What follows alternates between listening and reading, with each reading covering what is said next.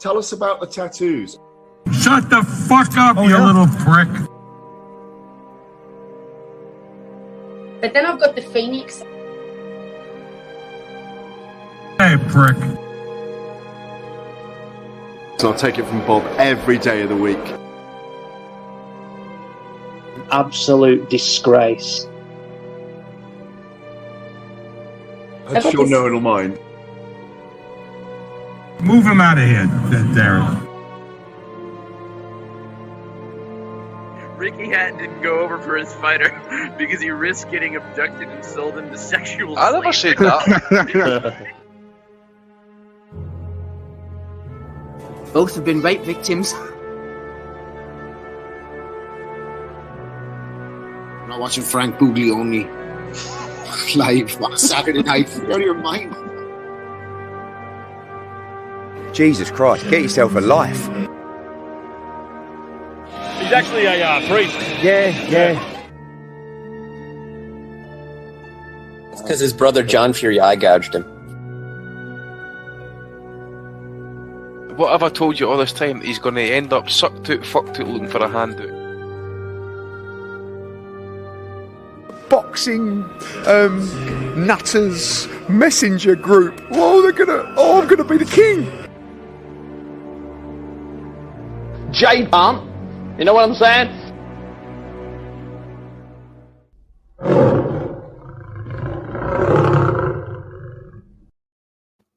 Well, hello everybody, and welcome to the 483rd edition of the Boxing Asylum NUTHOUSE podcast. I'm your host, Steve Wellings, and joining me on the call, we have the returning Andy Patterson, Matty DiGialinardo, and number one boxing video interviewer, Eamon Khan, aka Take Ames, has joined us on this glorious Sunday evening, going live on YouTube from 8 o'clock every Sunday. The Patreon RSS feed updates shortly after the show concludes. And hello to everyone listening through the week on SoundCloud, Apple Podcasts and Spotify. Don't forget to leave a review on the podcast player of your choice throughout the entire month of July. Nothing less than 5 stars is acceptable. We're going to be going to Ryan Garcia very shortly. We'll have a bit of Hamza Shiraz, a bit of ESPN, whatever's going on next week, who knows, questions as well. And Bellew of the Week, you're going to want to keep an eye out for Bellew of the Week this week. We're going to have quite an interesting guest turning up to tell us a few things. I'll not reveal any more, but if you want to listen on, then feel free. During the week, we also put the standalone up as well. Bellew of the Week is going to be well worth a listen, well worth a watch this week, actually. Yes. Steve, when Ricky Gervais is going to join your show, you tell people Ricky Gervais is going to be on your show. No, hang on. Ricky Gervais. It's Ricky Gravel. Oh! Oh! God damn it. I thought he was ball deep in Portugal just now. Like, I was thinking of taking a Sunday off, and then I misheard you. Well, I guess I'm here now. Well, at least he can get to Portugal. He can't get to America anyway. Poor old Rick Gravel barred off the US flight. But now we have got something interesting coming up for Bellew of the Week. You might be disappointed. You might enjoy it or not, but I thought it was quite funny. Andy's back. Just before we check in, Andy, how are you? Little week off last week. Back from your suspension. Great to have you back with us. All right, cheers for letting me off the hook, Steve. Good to be back. Bit cooler up here just now, but it's to be roasting tomorrow, so everybody stay hydrated, get the beers out, and just get fucking Factor 50 on. Have a good time. Get it on, indeed. It's going to be roasting tomorrow. The heat was on last night in the Crypto.com arena, Los Angeles, California. Undefeated Ryan Garcia getting a 6th-round knockout win over Javier Fortuna. We'll stay with you on this one, Andy. New setup for Garcia. He's slotted in neatly with his new training team. The denim-suited Joe Goosens there. He's found God, which is going to be insufferable for the years to come in all these interviews. But more importantly, he seems more defensively responsible while still retaining the excitement of old. Yeah, well, I think Goosens made him tuck his chin in a wee bit more, use his jab. Certainly looked more poised, used his jab right hand. Probably about the third round, I think he started switching it up to left hooks to the body. So probably all saying that it's been a good switch for him at this point, because even though he's been ultra aggressive in some of his earlier fights, I thought he was a bit more controlled. So that's about the most positive thing I can take from the fight, to be honest with you. But at the same time, but him up at 140, he is, 23, I think, 24. He's only falling out. He's only going to get bigger. He's going to, thicken out. So he's going to have to go up in weight anyway at some point. Clearly, the way he's talking, he's going to have to maybe deplete himself to make 135. I'm really no into the Javante Davis talk just now, and that I think the kid still needs a bit of seasoning. I don't think he likes to fight on the back foot. I think whenever he felt the pressure for Fortuna, especially early half, I think Fortuna was throwing a few lead shots, especially the right hand over the top. But he was very wary, and it looked like he was either trying to grapple, step back. Didn't seem to kind of like want to fight off the back foot. Seemed to kind of hold. Other than that, though, at the same time, he's fighting a guy who is past his prime. What is he, 33? Probably a legit career featherweight. Didn't seem to be a real threat of any sort, to be honest with you. So I'll leave it at that. Look, he did what he was meant to do. Looked good doing it. Showed some of his skills. Showed his power.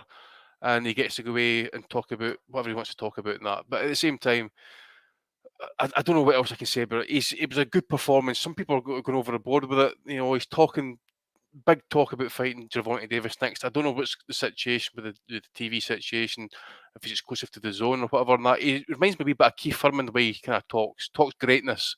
Just needs to prove it in the ring for me, actually. Keith has a fucking resume, though. Exactly. But what I'm saying is the way Garcia talks, it reminds me a bit like Keith Furman, like back in the day. I'm going to be pound for pound number one. And you're right what you're saying, Matt. He has got a good resume. But at the same time, I just think the way Garcia kind of talks and that, he just talks greatness. I also want to see him fight in the ring. I just want to see him fight a legit test now.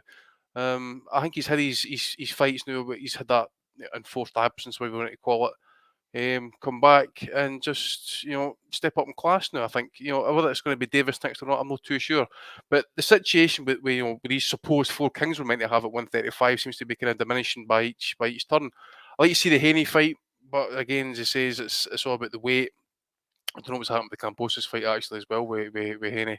They seem like it's going to be happening from what they were saying last night. So leave that one out the equation. So what else we got there? He's up in weight. Davis is at 140. Again, TV contract situation. Lomachenko's not in the picture. Who do we get for him? It's going to give him a legit test. Names? I'd like to see. I thought he went through some shit and he's recovering from it though. But like a Robert Easter kind of type guy, I think is next. Didn't he get Should shot? be next.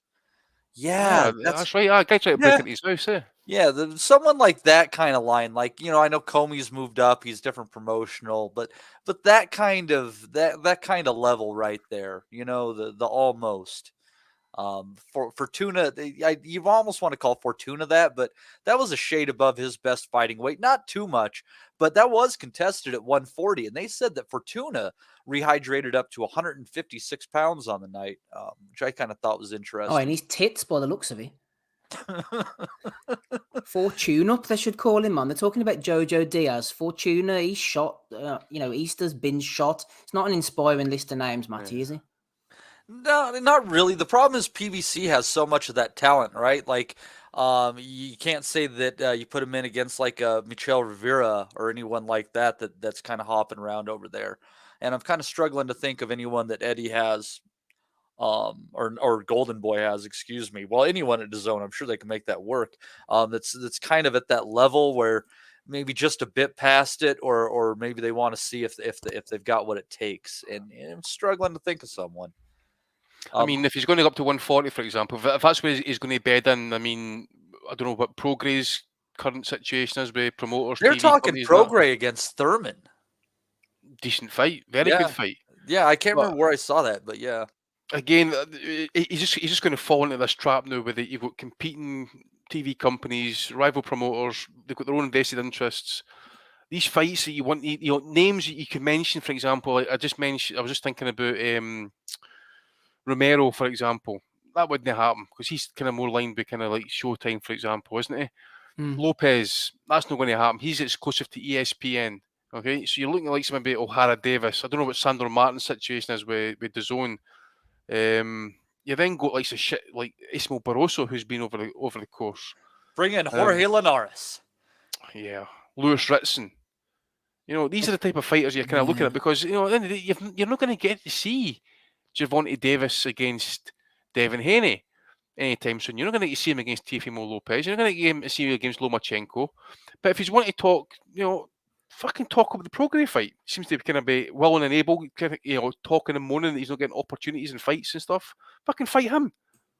Pogo is a car crash, and his whole career has just been weird. He's slagging people off now on Twitter, left, right, and centre. He's not ingratiating himself to the promoters, but people are talking the likes of Maxi Hughes and that. I'd love to see Isak Cruz, Andy, going in against LC. Give him plenty to think about. Absolutely, mate. But again, we're doing to the situation with Showtime, PBC. What is his situation with Heyman? Great fight. I think he would definitely bring. He'd definitely test any type of dog that Garcia's got in and stuff. Yeah, look, there is fights we want to see him, in me. I want to see them all, but it's just again, we just don't get to see him because of all these vested interests, and it's just disappointing. And when you hear him talk about, he has got this great following, fantastic for the kid. He is going to be some sort of star. We just need, if he wants to see him go above that star level, he's got to have the opponents, he's got to have the fights, he's got to have these moments in his career, and he's not had them. All he is fucking talk. It's a mirage. A mirage at this point. I'm not saying that he's not a talented fighter. There is improvements to be needed. He's a great left hook. I must admit, the power seems to be pretty much legit, and it seems to be it's going to carry up with him up at 140. But again, it's factor in this. That opponent last night was at his prime. Was his best weight was at 130. He's up at 140 there last night. Would you say, Matt, he rehydrated to 156, was it? Yeah, Fortuna did, and he looked fat as fuck. 147. He looked bloodied. I got your name though for you for a potential next opponent for him. If they're willing to make the fight, this is a good one against William Zepeda. Who did he fight with? He just fought Rene Alvarado. He's actually that's what it was. That's not too bad. Yep, he's campaigning at lightweight now. Well, he's a good fighter. He's definitely on that contender on the cusp. And since Garcia ditched his title, I mean, I guess he has to kind of work in that position too. And undefeated, I think that's a winning fight. I don't know if they'll make it, but I think that's a winning fight. At least as well, Garcia's back active again now. He fought Tago. Then it was like 3 months later he's fighting him. I was having a little look at him stylistically. I noticed he was very left-hand happy at times. That's possibly because he was reluctant to let the right hand go because he had some kind of surgery. But when he unleashed those combinations, Andy, we saw straight away Fortuna, he was too small, ineffective. I mean, let's be honest, man. Fortuna, he never offered a damn thing all night, really, did he? He never really, mate. As I say, maybe the first couple of rounds, he was trying to tag Garcia with a couple of right hands over the top. Sometimes Garcia can, leave his hands down, leave his chin in the air. He seems to, getting that part of his game ironed out. I think he's still got a wee bit of problem fighting on the back foot, but as an offensive arsenal, he's pretty good. I thought he was a wee bit kind of short with some of the lead right hands he was kind of leading with sometimes. But the left hook, once he started kind of getting the timing off for about the third round, I think the third, fourth rounds, it was pretty much, how much was Fortuna willing to take? I think when you see a fighter automatically spitting the gum shield, the first knockdown, he spat the gum shield out to buy time. That tells its own story, to be honest with you. A guy who's probably just hasn't trained properly, crashed the weight, and packed it on badly, I suppose, because he just looked awful, listless, offered nothing. Mm-hmm. And that's not hating by it, but it's just fact what we saw. It says he said his day was like 4 or 5 years ago doing it 130. Yeah, well, I mean, I said last week that I felt like this fight should have happened a year ago, and I stand by that. I mean, Garcia himself acknowledged that. He feels now like he's back on the timeline before he took his break from the ring, so let's hope that he is. That left hook to the body was an absolute peach as well, by the way. It was similar to the one that he stopped Luke Campbell with. And after he landed it, I thought Garcia's punch selection to the head and the body showed a little bit more maturity. That check hook knockdown as well showed that maybe he is starting to learn off the back foot a little bit and trying different things. So hopefully he can improve. Who knows? Ames, we talk about his deficiencies, but let's have a look at Garcia's attributes. As I say, he's fast. He can clearly punch. He talks.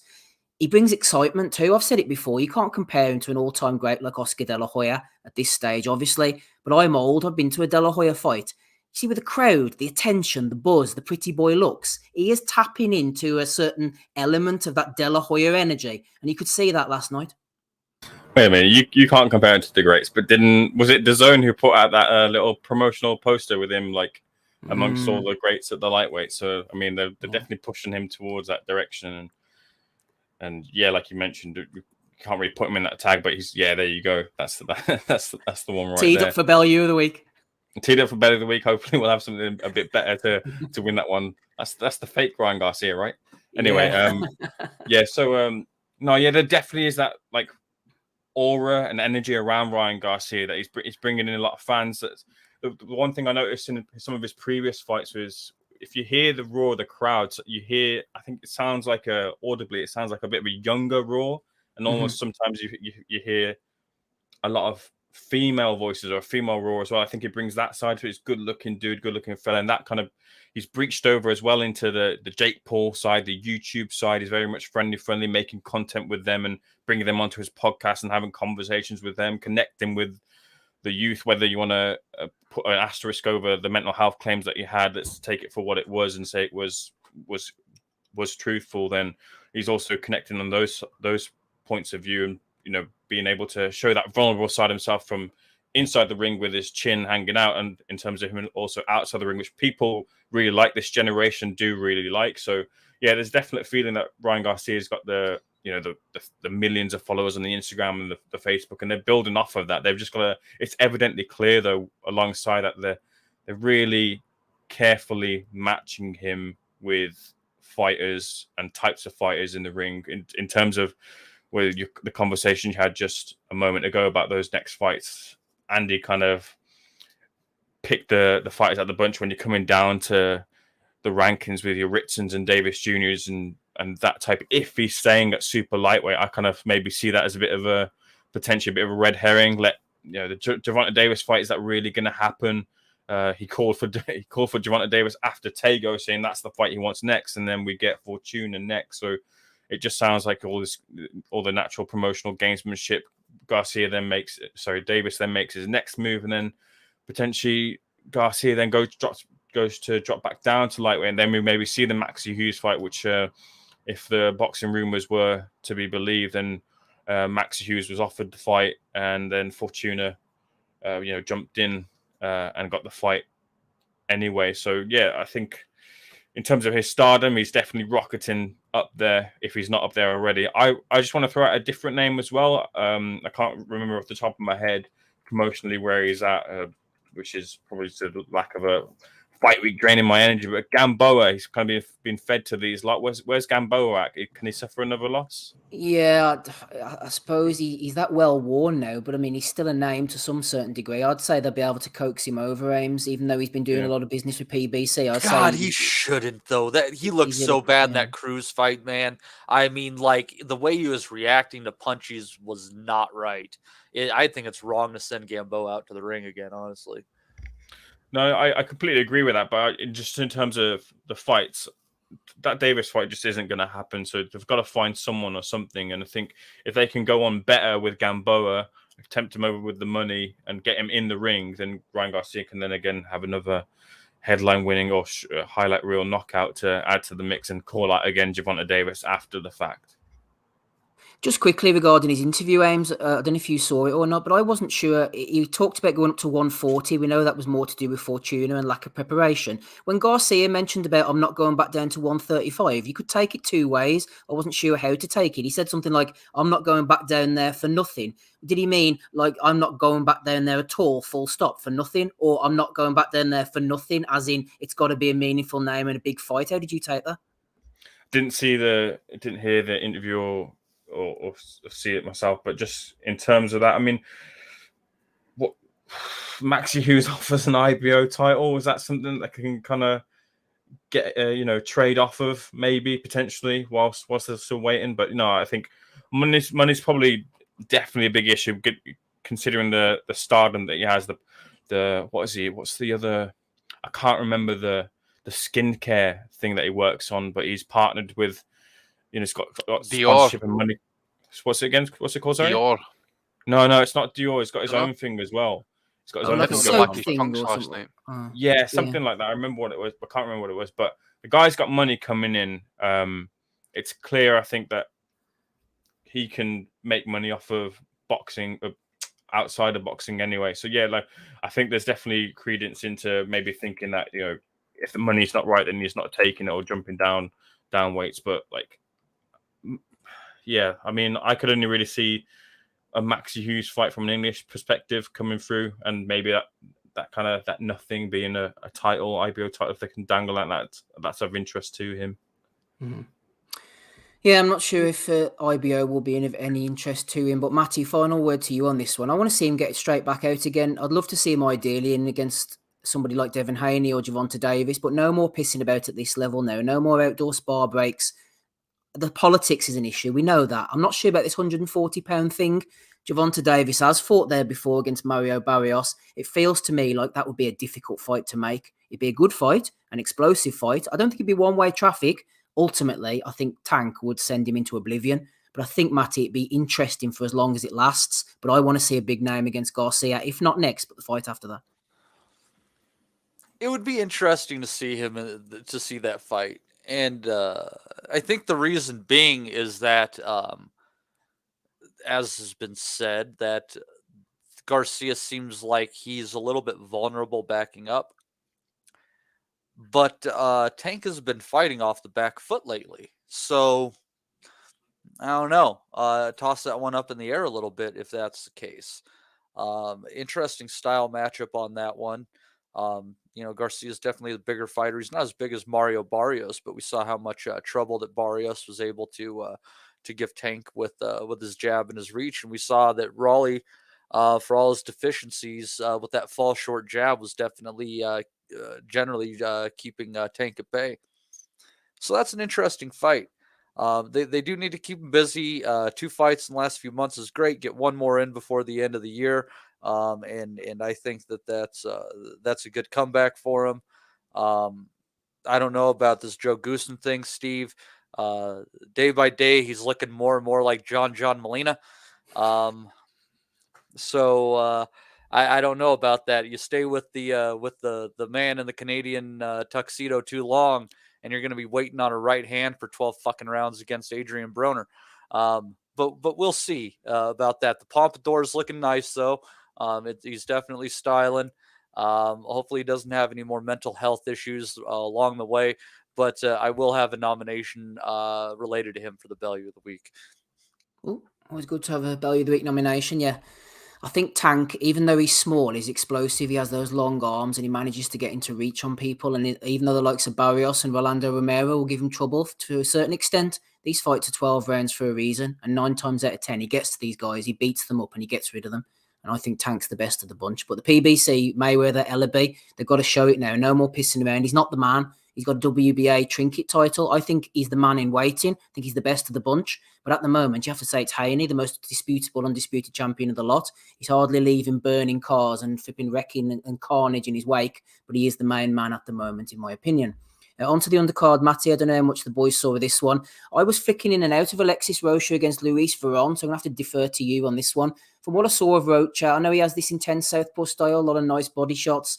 Veron, he was so negative. I know he came in as a late replacement, but I had to laugh. The commentary team picked up on this as well. He had a decent 9th round. He basically run for 8 rounds. And then the corner say to him, don't do anything stupid. Stick to the game plan. Like in the 10th round. And I'm like, you've literally lost every other round, man. I mean, you seriously knew what these boys were coming for. But Rocha, he can attract a bit of a crowd to his credit. I thought his fight with Rashidi Ellis was close. I'll give him a lot of credit for taking that fight. 2 undefeated guys. He can come again, Rocha. Maybe they're talking about an Ortiz fight. How did you think he got on against Veron last night? Veron's a good little spoiler. He knows how to cover up well. You're kind of left with the body. And I think what Rocha was able to do last night was basically a workman-like performance with a little bit of style points in there. He does cut some nice angles, good variety to his shots. But the fact that they're weighing him in with potential contenders at 147, I thought was rather laughable. If Virgil Ortiz is comfortably making the weight, I think he'll absolutely obliterate him. Welterweight is just such a stacked division. They mentioned, how would a fight with him and Boots Ennis go? I don't know, Steve. How would a fight with Rocha and Boots go? You tell me. Body on the record, man. Yeah, and if those are your up and coming contenders in the division, how far are you going to go? I think Rocha is he's a decent fighter. He's got a fair punch. It's just a really tough weight class to be almost good enough. And unfortunately, that's where he's at. He's just in that B level. And at welterweight, there's way too many B pluses and A's out there to be competing. It's crazy to even think of them fighting. Boots just feels like a middleweight or a super middleweight to me. He's so big, but yeah, could you imagine the beating he would put down on some of these guys? Working class Patriots had enough. He says he's not interested in this card. He's going to come back later. Let's hope he does, everybody. Let's hope he does. Andy, Ricardo Sandoval going in against Costa Rica's David Jimenez. Jimenez was an interesting little fighter, like a cheap version of Kiko Martinez. Tell you what, this was a fun fight. I thought Sandoval had maybe won, but it was close. You can't help but be delighted for Jimenez. He was one of these dirt poor guys, rags to riches. Could barely afford to eat a few years ago. Now he's on the verge of a WBA world title shot after only 12 professional bouts. How can you fail but feel glad and overjoyed for Mr. Jimenez? Yeah, it was fantastic to see. I mean, it's good to see like these fighters coming out of countries that are no really got a kind of strong boxing background as such. I mean, he only turned pro in 2019. I know he had a decent amateur career, but I thought he probably just shaded it. I thought it was a really kind of tight fight to score. Actually, a lot of those rounds were close. The inside work was pretty much even. It seemed to be when Sandoval seemed to have got a wee bit on top. Jimenez was coming back with something. He offset a lot of what Sandoval did. I would actually even categorise it as an upset, to be honest with you. I was not so much high on Sandoval, but after I seen him destroy Jay Harris, and I was expecting him to kind of go on and possibly even pick up a belt up at the weight, and it seemed kind of get not so much outbox. You know what I mean? It was a he got offset. He didn't really kind of get off his shots. Didn't really kind of get his power shots home. And then obviously then he got dropped, didn't he, as well? Was it 11th round, I think it was, with a right hand? Yeah, cracker too. Yeah, the way he spun him off as well. So definitely want to watch. I say he's only going to get like maybe one or two opportunities. This guy, but Jimenez, to be honest, but he's 30-31. You see rags to riches, starving. He finally got his opportunity. Hopefully, he does get his shot at some sort of belt at least, and that, and he can obviously kind of get a few defenses going up, because it's the kind of thing you want to see. It's like the guy for Ecuador as well. What's his name? Yeah, Gongora. He seemed to be like a kind of a very competent B side. I think this guy will be the same actually. So fair play to him. Yeah, he done a nice little job. Sandoval boxed at a nice pace overall, Matty. I thought he was gradually up in the volume. Surprised he didn't go to the body a bit more, considering that's what gave him so much success against Harris. But the left hook to the body was a tasty little shot. He had Jimenez they were taking their toll in the 8th round. I thought Jimenez was really starting to feel the body shots, holding on for dear life. I thought he might go here, but he weathered the storm. And then, as Andy mentioned, he never stopped believing. He dropped Sandoval in the 11th round with that right hand, bang on the chin. They went to war in the 12th round. Sandoval didn't need to do that. I thought he might have won the 12th round, which tipped it in his favour on my card for what it's worth, which is pretty much nothing. And the judges were impressed, though. Turns out he'd won the majority decision. I know you like a fella from the streets, Matty Jimenez there, as I said to Andy. Dirt poor, couldn't afford. He was living on crackers for years. There's you with your Oreos. There's Jimenez with his crackers. You got to pat a guy like that on the back and give him his title shot. No, it was pretty incredible. I'm gonna have to go back and watch rounds 9 and 10, because after the 8th round, and as you said, those body shots just taking a toll. I thought it was done, and I was working on this Greek style pasta sauce in the kitchen, so I wandered into the kitchen, and then I look over, and this little son of a bitch lands a great short right hand, and down goes Sandoval. The fight was on. I thought that Sandoval basically had it packed away, up 6-2 after the 8th, I thought, with the point deduction in his favor. So I thought that he was going to be walking away there. So I'm going to go back, watch those 9th and 10th rounds again, because that was because even if Jimenez won those 9th and 10th rounds on my card, he would have just came away with the draw on that one. So I'll be interested to watch those again. It's very but that was a good fight at times. I just thought that after the 8th, man, I thought that Sandoval had it. So color me shocked with the way that one ended. The last 2 rounds obviously fantastic. And you have to give Jimenez the last. It's not like he didn't earn it down the stretch getting that second win. Interestingly enough, Chase Athletics threw in there Hannah Gabriel's best boxer from Costa Rica. A good place to visit, by the way. Expensive taxes, though. They also don't have a standing army. It is an interesting place. But Hannah Gabriel's, you might remember her, Steve. She fought Clarissa Shields. She was a 154-pound champion. I think maybe even 147 at one point. Well, now she's one of the few recognized heavyweight, 175 being heavyweight title holders. Went and checked her box rec. It seems after the pandemic, Hannah went and put on about 25, and she's fighting at 175 pounds now and a champion again. Flip me, anything's possible at heavyweight in the women, though, Matthew. Remember before those two girls, wasn't it 5'4" Laura Ramsey going in against 54-year-old Guyana specialist Gwendolyn O'Neill? This is the kind of fighters that women are throwing up at heavyweight. You can't knock those old people, though. Firat Arslan getting the second-round stoppage over the weekend at 51 years of age. I think it's 5-6 consecutive victories since he's lost to Larenga. But he's fighting fucking dross, man. I've seen at least 3 of these fights. He's fighting club fighters, not even club fighters, man. Yeah, that guy was the light heavyweight he brought up and shit. But I think it's hilarious what he's doing. I think it's absolutely hilarious. Fair play to Firat Arslan. I mean, I remember him fighting Marco Huck. It's some good shit. That was a long time ago. We'll have a shout out to the chat very shortly, see who's hanging around in there. We'll also check in with Ames to see who he's been interviewing lately. Before we do that, Matty, we'll stick with you. I think only me and you saw Lamont Roach defeating Angel Rodriguez via unanimous decision. Roach is a nice fighter, throws a nice little solid jab to the body, always looking to slide upstairs. He's like a lighter Rodriguez. I think he was like a lighter version of Sullivan Barrera, really. I don't know whether that's a compliment or not, but he was big. He looked strong and powerful, but did he really punch as hard as he looked? I don't think he actually did. Roach, for me, good boxer, added that aggression, that urgency to his game now. That was missing against Jamel Herring. He didn't have that. But this time, he came forward, went on the inside. The scores were closer than I expected. I thought Roach had pretty much won handily, pulled away down the stretch, managed to hurt Rodriguez. I think it was in the 5th round with a little counter right hand on the chin. Solid opponent, had gone to Russia and won. And Roach did a really good job over 12 rounds. I was really impressed with his performance. Yeah, I think he's really starting to put it together as a fighter. He's only gotten better since the defeat to Herring, and that was definitely a much better version of Herring than we saw in the ring prior to his retirement there. So Roach is on the way up. 130 pounds is a fairly talented division, obviously with Shakur in it. Might be tough getting him a fight in there, but we'll see. The guy he beat looked bigger than he seemed to be with his punch, right? You saw him in there next to him, and you thought, oh man, this guy's a big old unit. He just might roll over Roach, but Roach kept him on the back foot.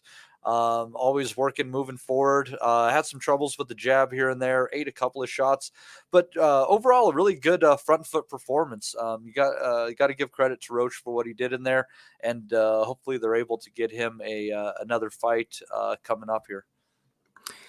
Yeah, good man, Lamont Roach did a good job. I actually enjoyed the card. I watched it this morning on DAZN, and it was pretty enjoyable. Once you finally get logged into DAZN, which is a bit of an experience in itself. I know it's not long for this world, but we'll enjoy it while it's there. The commentary team had a good time. Everyone in the crowd had a good time as well. They got the Saudi Golf League, Steve. Are you sure that they're done?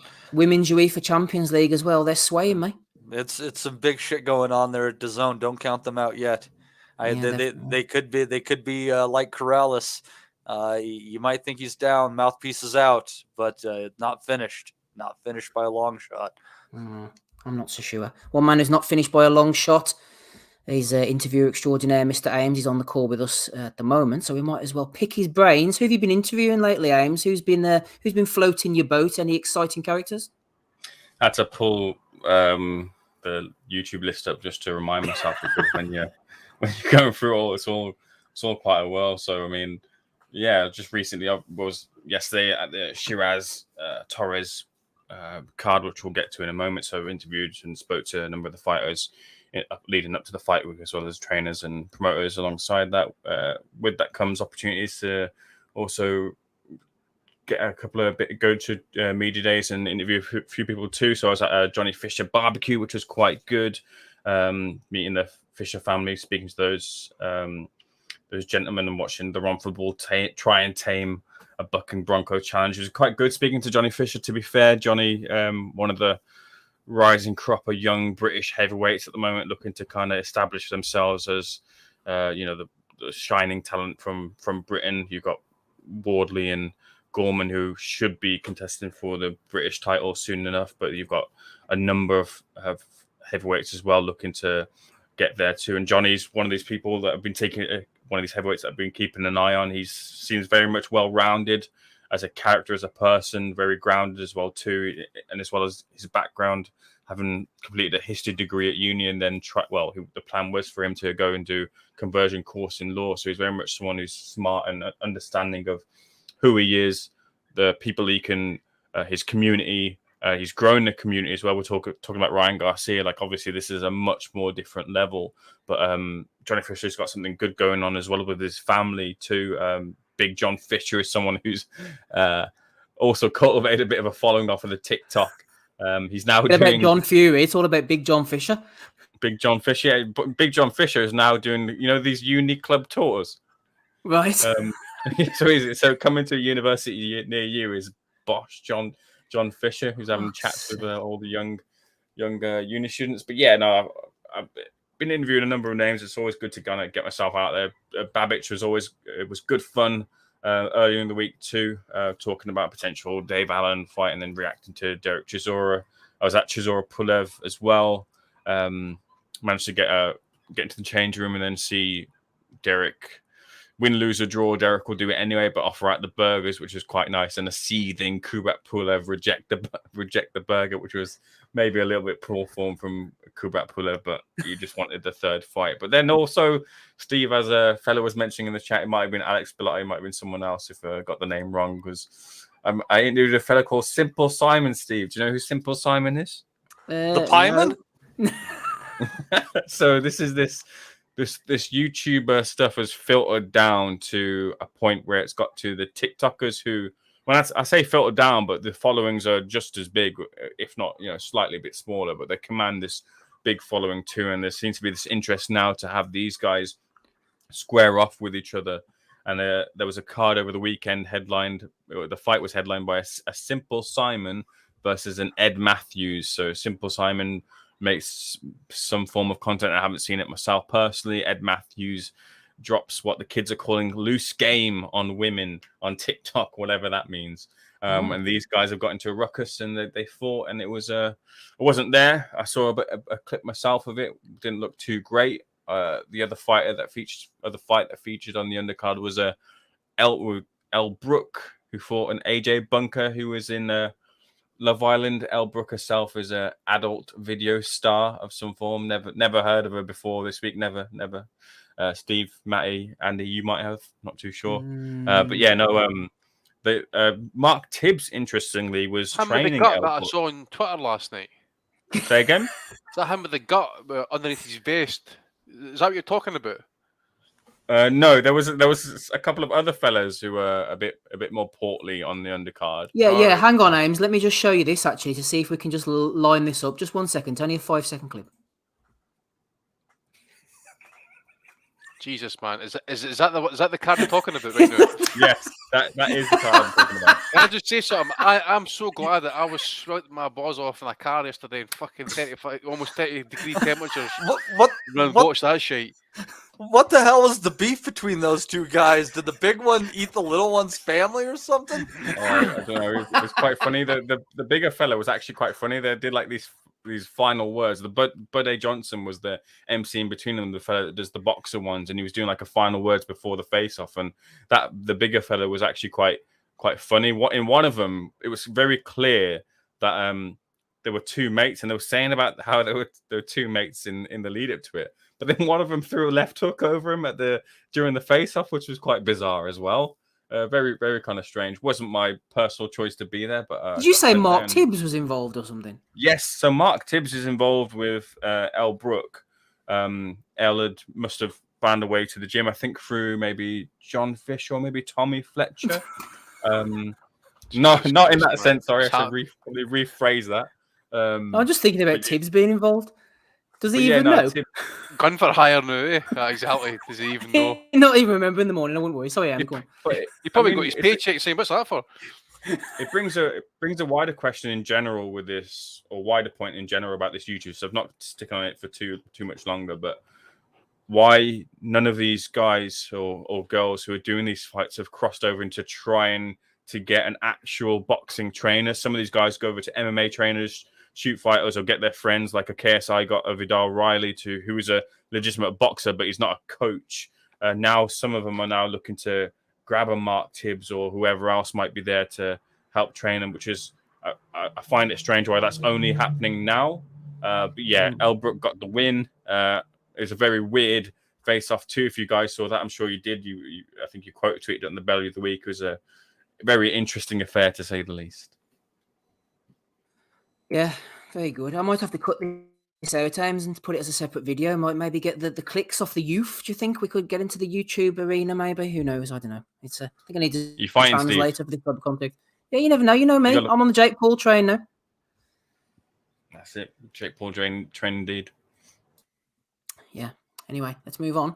Move on into the chat. They seem to be having a good time there anyway tonight. M. Lithgow, 1983 is with us. He's a regular contributor. So is Ben Russell. So is Josh Ford. Jim McDonald Boxing is here as well. Johnny Horsecock Nelson. Mark Stanton. Michael Thompson. That's Mikey T to you. James G. Doesn't need a last name.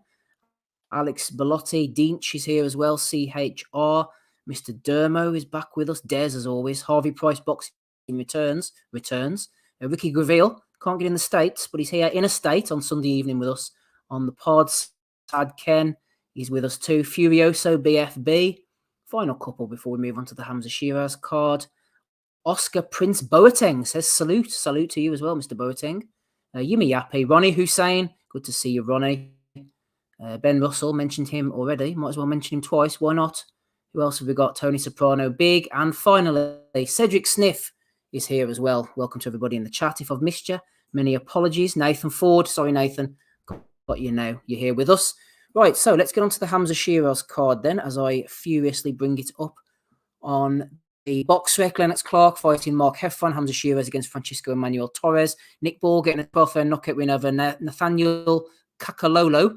Dennis McCann beating James Beach Jr. by 8th round TKO. Ames, you were there live in person from ringside. You and not many other people by the looks of it. Seems like they had a good time anyway during the main event. Quite raucous. Hamza Shiraz, he can clearly punch. He worked out Torres' movements and he unleashed that right hand. Bit of a fun third round, was it, when they both went down?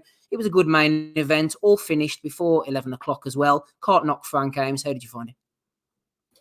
Yeah, no, I'd seen online, obviously, and looking at the card, it'd been well received, and it was a good, considering like some of the offerings that have been offered by other promotional outfits. It was in prospect a very decent, very good card with the matchups that they had, especially with the like Nick Ball, who'd got some momentum with the Isaac Lowe victory on the Fury White undercard. Dennis McCann, another prospect who a lot of people have got their eyes on as well. Hamza Shiraz too, looking to kind of break through, and then a British title fight as well. Frank Lowe's promoting a British title fight where he can, and then some other fighters from his stable who are looking to kind of break out to Pierce O'Leary, his latest signing. Big bang! Pierce O'Leary lived up to his name. I didn't see the knockout in person, but I saw it on the replay, and it looked like gave him a bit of a merry dance and slowed him down before eventually the referee. Great stoppage from the referee, but Pierce was talking about a bit of nerves coming through before he made his Queensbury debut. But he said he was quite disappointed with what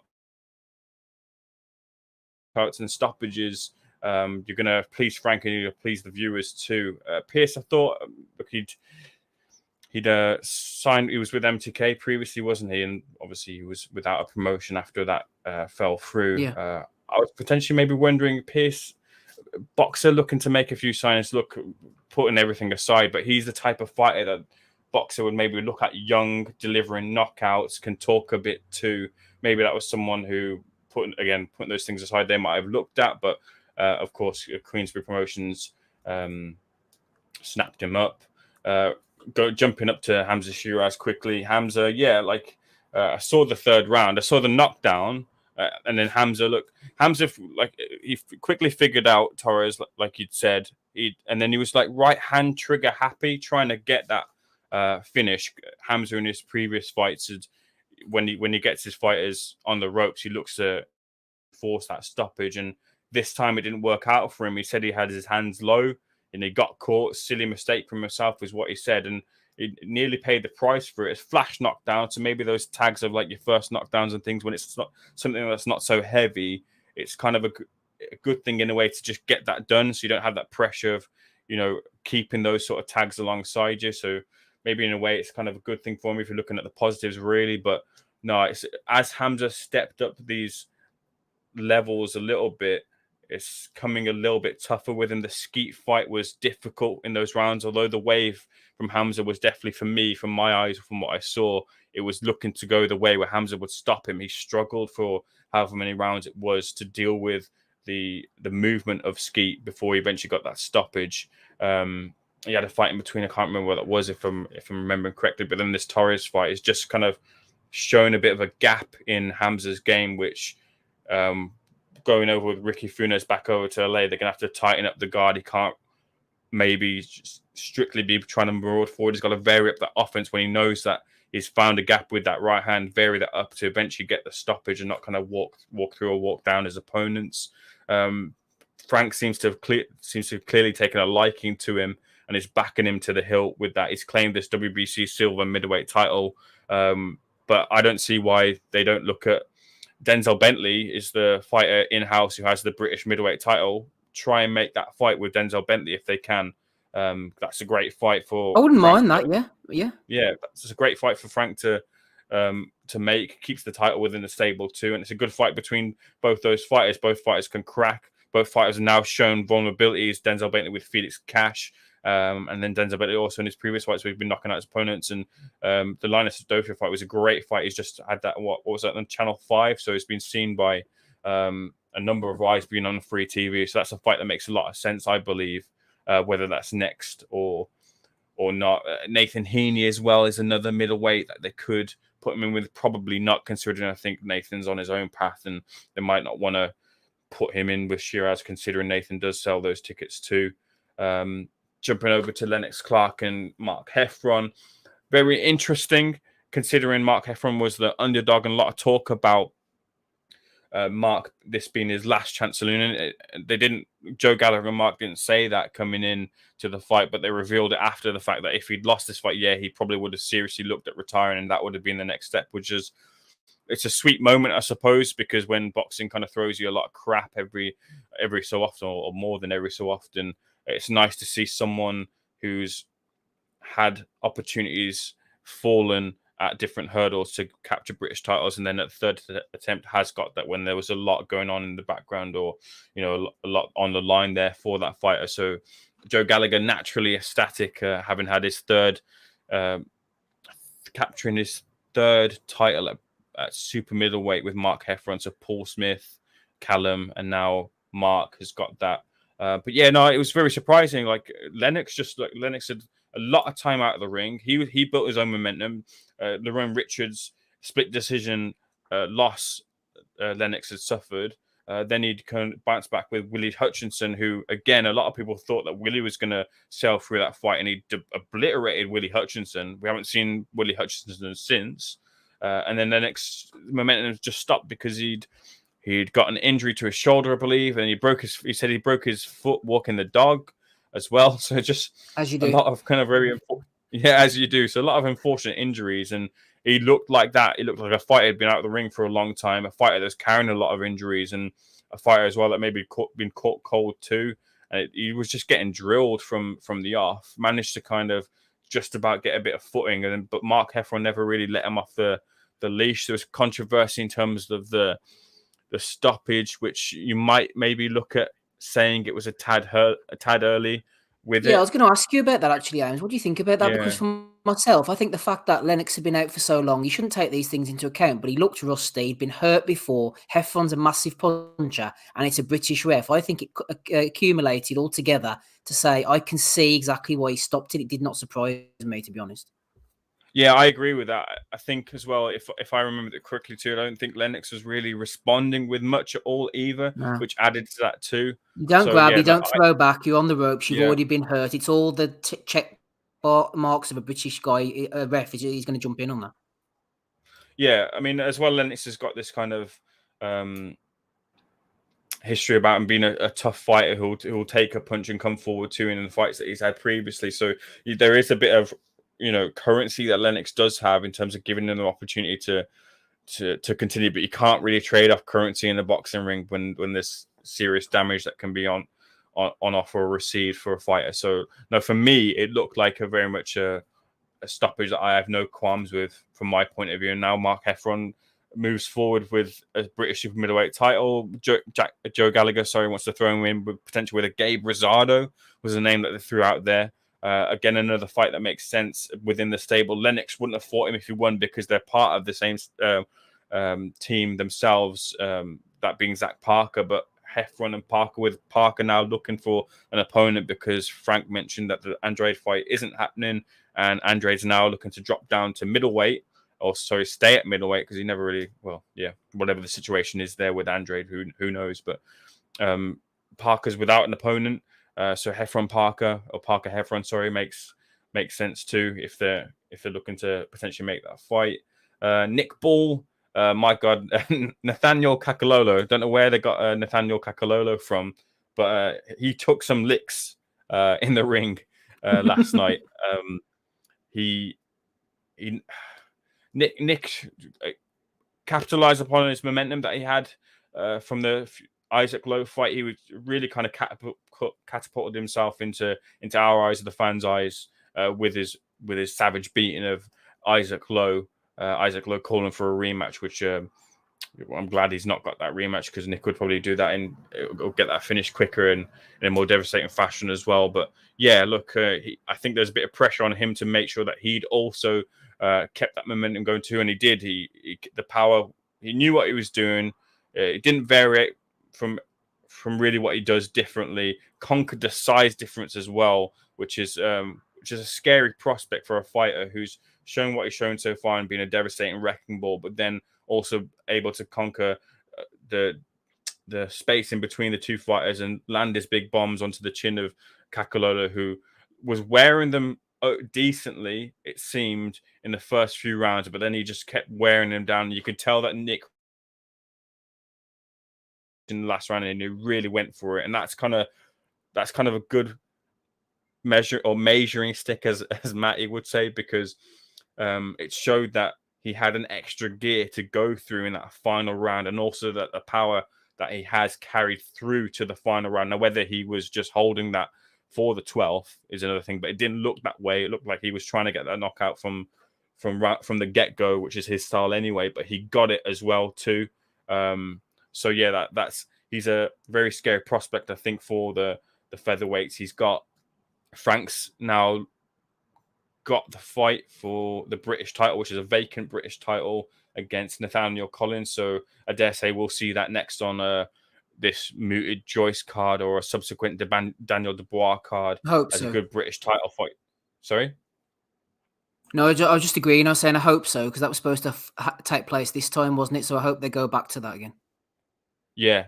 But I mentioned to Nick, like, just the styles that they have. A fight down the line with Mauricio Lara would be absolutely fucking crazy. Like, those two fighters, like Lara with his punch power and then Nick Ball with his punch power and his style too. Like, it would only go one way, and that would be one of them hitting the camber. So that would be a great fight down the line. But Nick's really someone who's really captured the imaginations of people, really taking his opportunities. That's great to see, and that's what kind of Frank's done with these cards, giving those fighters these opportunities, which is good to see someone like Nick really capitalize upon that.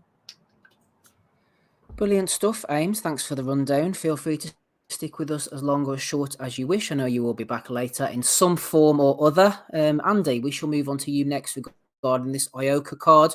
I have absolutely no excuses on this one. Ioka getting the unanimous 12-round decision over Donny Nietes on Wednesday. I said today, Mo, during the week, that I hadn't managed to see the card. And he said, don't worry, I'll get you a copy on YouTube. And he sent it to me. and I still didn't manage to watch it. But I tell you one thing, Andy, just before I bring you in there, Marcus Bellinger was in touch last Sunday, and I didn't manage to read this out in time, unfortunately, but he was tipping us off about Hayato Tsutsumi making his professional debut in an 8-rounder on that card. He said Hayato is the second of 3 fighting brothers from Chiba, world youth, 2-time Asian youth champion, 2-time national Japanese champion, and he scored a win over the top-class Cuban Lazaro Alvarez. He's also sparred with Naoya Inoue before his bout with Manny Rodriguez, so he'll be campaigning around featherweight or super bantamweight divisions. Definitely one to keep an eye on in the future if he's not already on your radar. Also, Andy, he said, keep up the good work, and if Matty picks it in your league, would go Ioka points. Of course, I didn't see this in time and went for Ioka by stoppage, but as you're going to run the fight down for us now, I should have gone for Ioka on points, as Marcus said. I think I picked Ioka on points, Matt. Is that right, mate? Yeah, but I asked you over or under 7.5 rounds, so you picked I've over. never seen that. Don't you start your pish. I said points. It's like in the Facebook Messenger. Like, mate, all I'm you have to do down is the length read. of the country, so I'm having the full whack for that. By the way, I said points. You put fucking, what was that cunt's name? Zorro, whatever his name was. Barbosa and Zorrilla. We're gonna get to that in a second. Aye. Yeah, all I'm asking you to be able to do is read English. No, I gave you two decisions. What was it? Ioka. Who was the other one? Who's the other one? You fucking prick. Anyways, I'll get to the fight just now. I've watched it this morning. I think it was actually. I'm still kind of half sleeping. Yeah, look, Nietes for me at least. In the end, I think he got outworked. I thought Ioka was pretty well. He was dominant actually. Early half of the fight, I thought Nietes did pretty well. Picked up the pace. Around about the second and third rounds, had a good moment. I think Flurry about round 7 at the end kind of like forced Ioka to kind of like get more in the jab. But his left hook upstairs, downstairs was pretty good. And obviously he'd not so much hurt Nietes. It cut him a little bit. Blood was kind of streaming down his face by the end of the fight. I just thought in the end he got outworked really, and that's what it kind of came down to. I think it's possible just come down to who was the fresher of the two. Both have had long careers. Christ, man, I think Ioka's been coming up through since the minimum weight division up to super flyweight, 4-weight champion. Probably will go to the Hall of Fame, I suppose, at some point, depending what the criteria is. But you know, considering some criteria these days, I think he will probably get there. But I just thought it was a very kind of disciplined performance by Ioka this time, actually. But it was just, to me at least, I thought Nietes just looked off the pace, certainly kind of going down the stretch. And that definitely got outworked, outgunned, and just looked tired, really, for me. So probably just the kind of like the culmination of kind of hard career. He's been a good fighter as well. I wouldn't say a great fighter, but a very good fighter. Numerous defences at the WBO title at flyweight, I think it was. So no disgrace to him. I think he's going to keep fighting. I think he walked out the ring after the fight, but there was talk about him retiring. But I think he's kind of confirmed he's going to, continue. But just on that topic, I think I'd be right in saying, well, I would actually agree. Anybody who's going to vote Ioka at the Hall of Fame, I think he deserves it. Been in with some of the best at the kind of lower weight classes. I think, am I right in saying as well, as this unification fight against Higashi doing at minimum weight was possibly the first all-Japanese world unification fight, actually. So wee bit of history there as well. So fair play to him.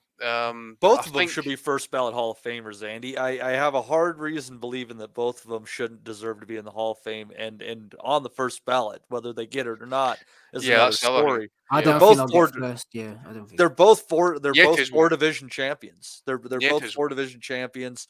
Great resumes for each of them. It's criminal if they don't get the respect to get in the Hall of Fame.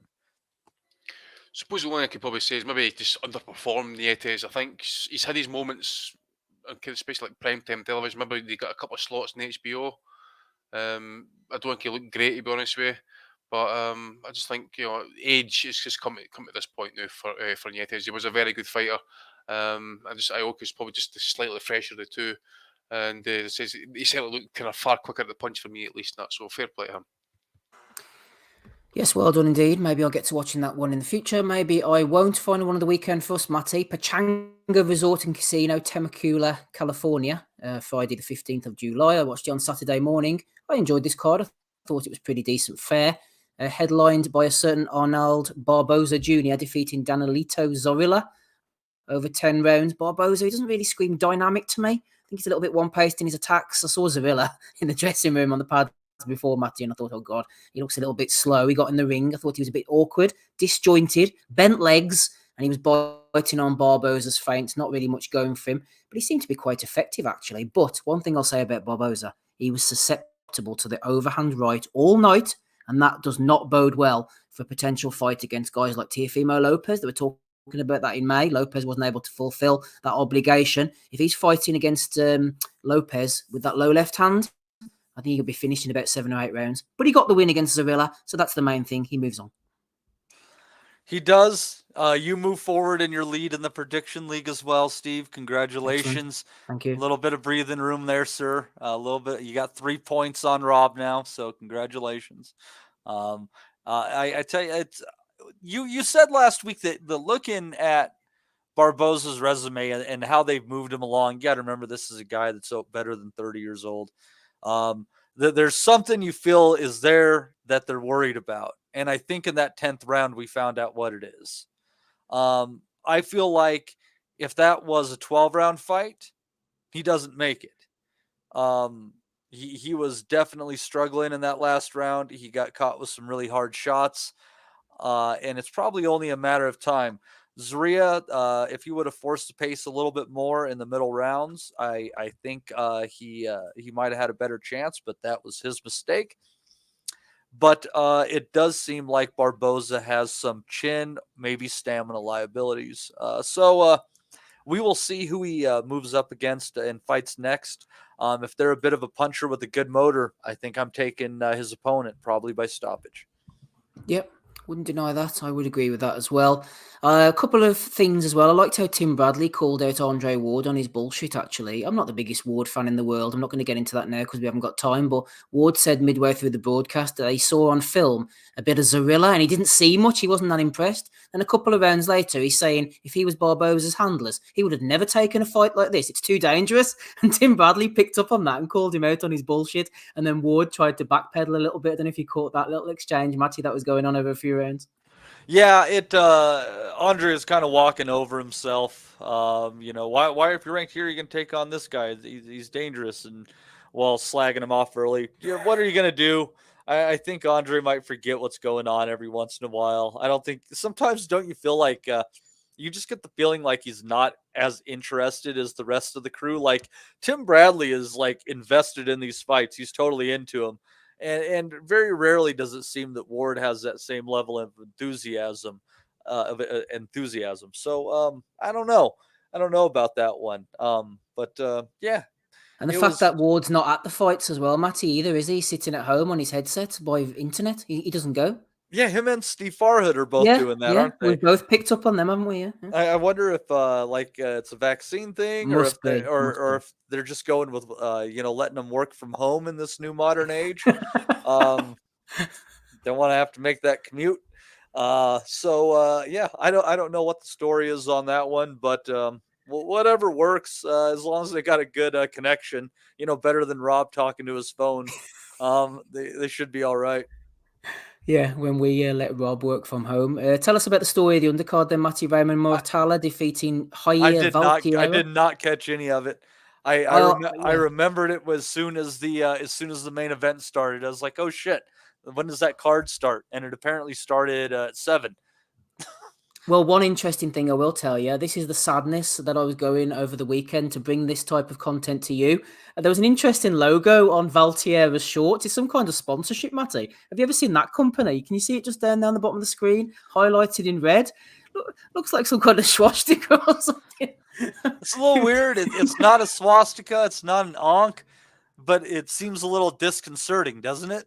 Yeah, I'm not sure who he's getting sponsored. Who the fuck actually's got time to sit and analyse things like that? It's like fucking Rain Man or something, just like picks up these symbols. What's the fucking fights to the partners of the fucking trunks? Jesus, fuck me, man.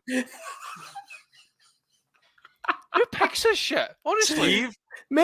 I don't know.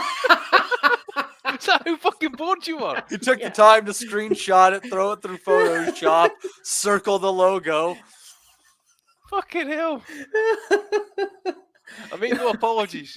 Matty's got me raging, by the way. Fuck his No prediction. apologies. I ain't playing anymore if he doesn't give me full points for Ioka. By the way, he can go fucking spin it up his. Oh, we're gonna have to stop trolling him. Leave him alone, Matty. Man, no more of these picks. Come on now. So let's the difference if I did that. Let's see here. Steve would go to 6. You'd pick up 1 point on Steve. Is exactly how it would work. Do you want your point, Andy? Let him have the point. Go on, Andy. What's that, mate? Do you want your extra point? Here, I'll change it. Now I'll change everything. You guys talk amongst yourselves, and I'm gonna fix everything, and you're gonna be 1 point closer to Steve. Yeah, that is absolutely perfect, mate. That's what I need to know. Good stuff. Push him on up. Here, quickly, actually, before we go on to our questions, I'll do a rundown of the undercard. Yeah, so that was Moratella against Javier Valtierra. I was talking to Sam Chapman about Moratella. If you haven't seen him, actually, he's a good fighter. He can punch. He's got nice tight skills, good angles as well. He had Valtierra going in the middle rounds, but didn't manage to finish him off. This one you might be interested in, Andy. I know you didn't see it, but Ricardo Torres was on the undercard. Yeah. He was in against a guy called William Zavala Jr. And I know it's Torres' second fight, but it was a bit of an embarrassing mismatch. The referee jumped in too early. A minute had barely gone on the clock. The guy was he was a big fat mess, to be honest. I mean, Torres is an Olympic silver medalist. Give him a pass, maybe, because it's so early, but they've got to find better guys than this going forward. Absolutely, mate. I often wonder about the Olympians. Actually, you want to see him kind of step quicker.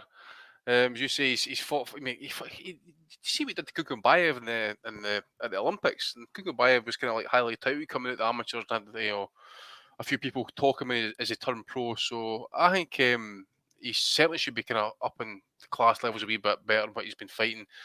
Maybe I remember he got badly cut in his pro debut, so maybe they will try to take it easy with him. But as I said before, I don't expect him to be absolutely elite, or maybe even borderline world class. But I think he's going to cause a few problems. That left hand has got serious power written all over it. Like I'm telling you right now, if he lands on it, it's going to send anybody to sleep. But yeah, look, the stoppage, the fans said their aim piece about it. They weren't happy. You need to see far better than that, especially guys who are Olympic silver medalists. So could be fighting far better at this point. But it says it is early doors. If he's fighting maybe, this is July. Say he's fighting another 4 or 5 times this year, 6 rounders. Then okay. Yeah, it's not too bad. He's getting a bit of seasoning. Yeah. But if we're going to start talking about like titles and 10 rounders and 12 rounders, we need to see a serious upstep class in that, because that's just unacceptable.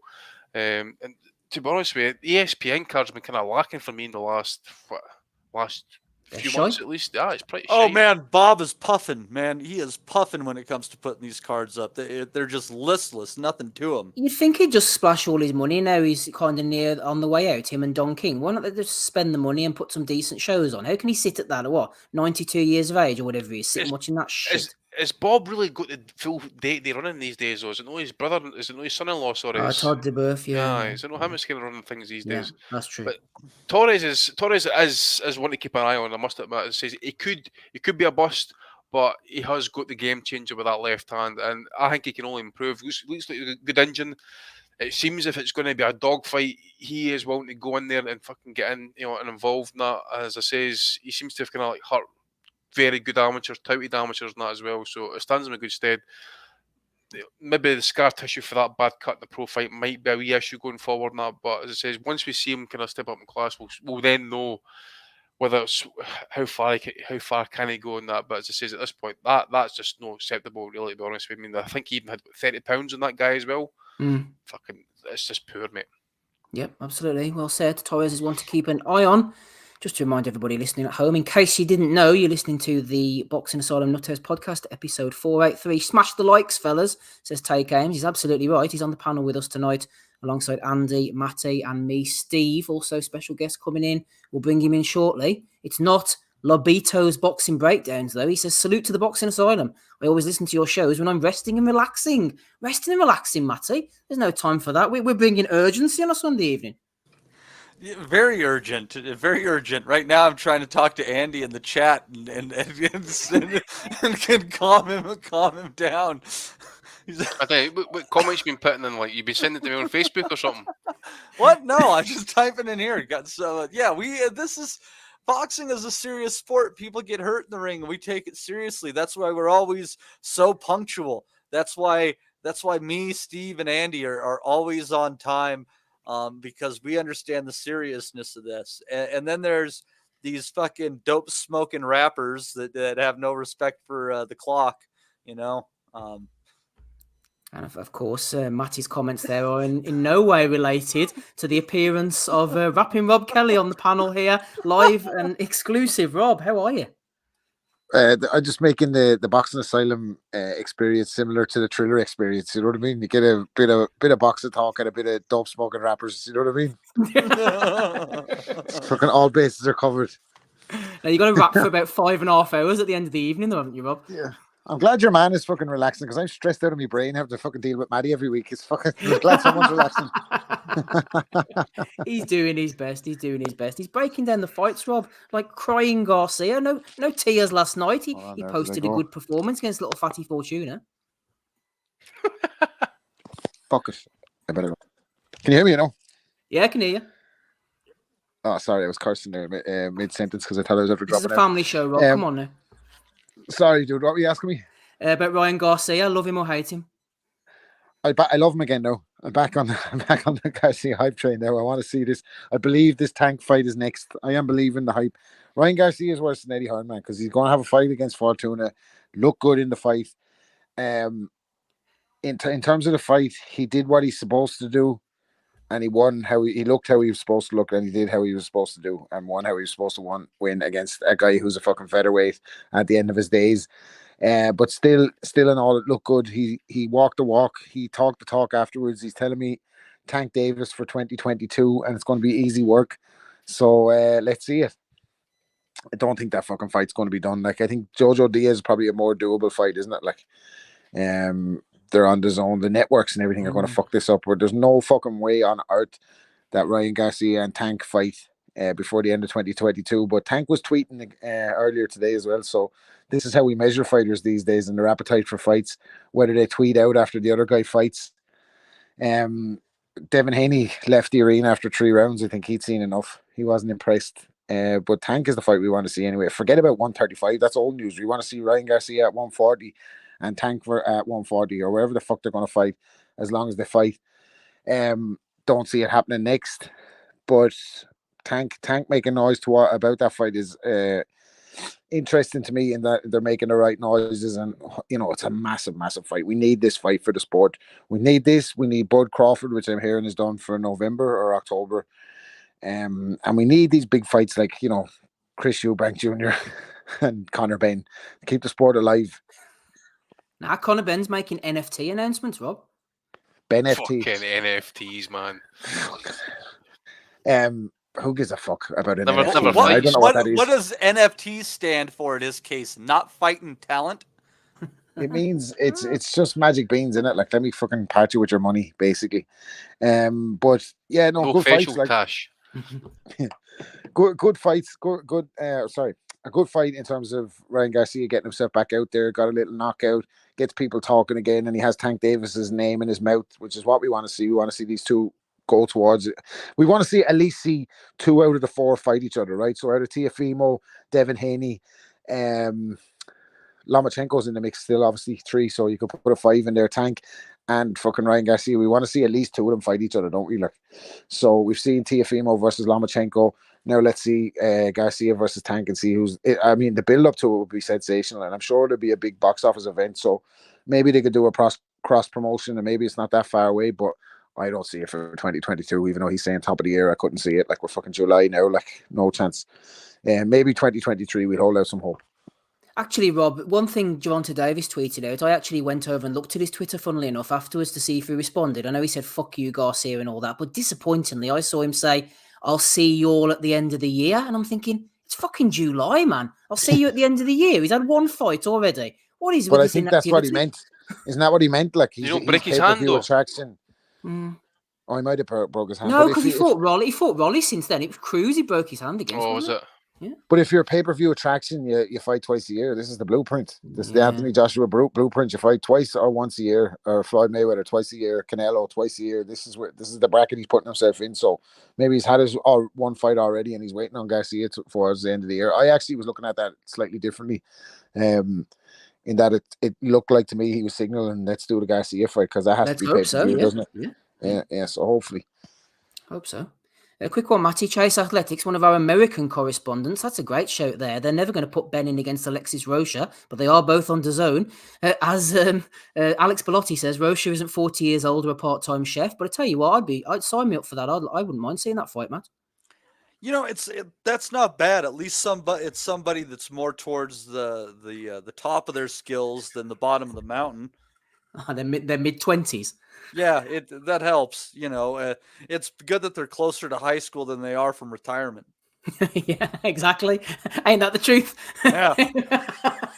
Anyway, moving on. Let's have a look for the action for next week. Quick cursory mention to some of these shows. We won't go in depth on them. Saturday, the 23rd of July, Michael Gomez Jr., the son of Michael Gomez Sr., who we once did a punches from the past episode on his fight with Alex Arthur.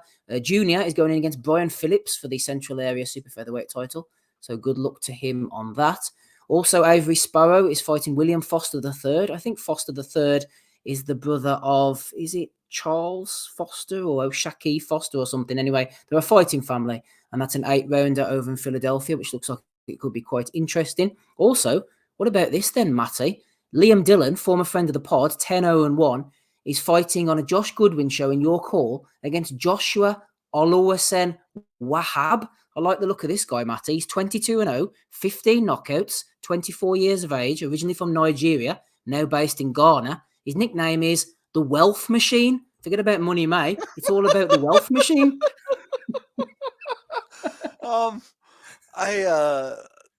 How many times has he fought outside of Africa? I'm curious. Like, never. Well, I think he is Robert Redford or Meryl Streep. He hasn't been out of Africa yet. Wealth is all relative. He might have gotten that name because in one of his fights he was able to afford 10 solar panels and the money to dig a well for his village. You don't know these things. He hasn't fought in the prison canteen, Matty. I was checking his record. Well, then he's a pussy. Yeah, he's a pussy. He's in against Liam Dillon. Oh, if I'd have known, I'd have got Liam on the call. There's a good one there. Mr. Wahab, 22-0. He looks like he could be going places. Talking about going places, Andy, a return next week in the Embassy Suites, Nashville, Tennessee. Best place for him, the big fat mess. Jarrell Big Baby Miller is returning in a 10-rounder against 8-9 Derek Cardenas. Dimitri Salita Promotions. Sounds like a bit of a circus to me. Yeah, is that one? I think one of the Uzbeks is fighting on that card. Have I got that wrong? Is it Ergovich? I think his name is. He's not on box rec, I don't think. No, is he not? No. Who's it? 8-9. So really, well, I only read the fight report for his last. Was it Panama he fought in some WBA anti-drug convention? Whatever fucking piss take that was. Party laboured. You get point deductions. I don't know, mate. Yeah. He was fat as fuck on the scales, wasn't he? Pizza in one hand, fucking kebab in the other. It's almost like something is interfering with his performance now. He's not as sharp as he once was. I was going to pull up his record. I want to see what weight he was for his last fight. Give me a second here. 341.75 pounds. That was after being out for 3 years after being 315 pounds against Dinu. He said his goal was to be 320 for this fight, if I recall. Jarrell Two-Sup Miller. So I look. Imagine coming in that size, man. It's like he swallowed Serafina. I mean, fucking hell, 340 pounds. Serafina's a little bit. I think I prefer it the other way around, Steve. If I was you, I'm just here to set them up, Rob. Couldn't get the mute button off quick enough there, could I?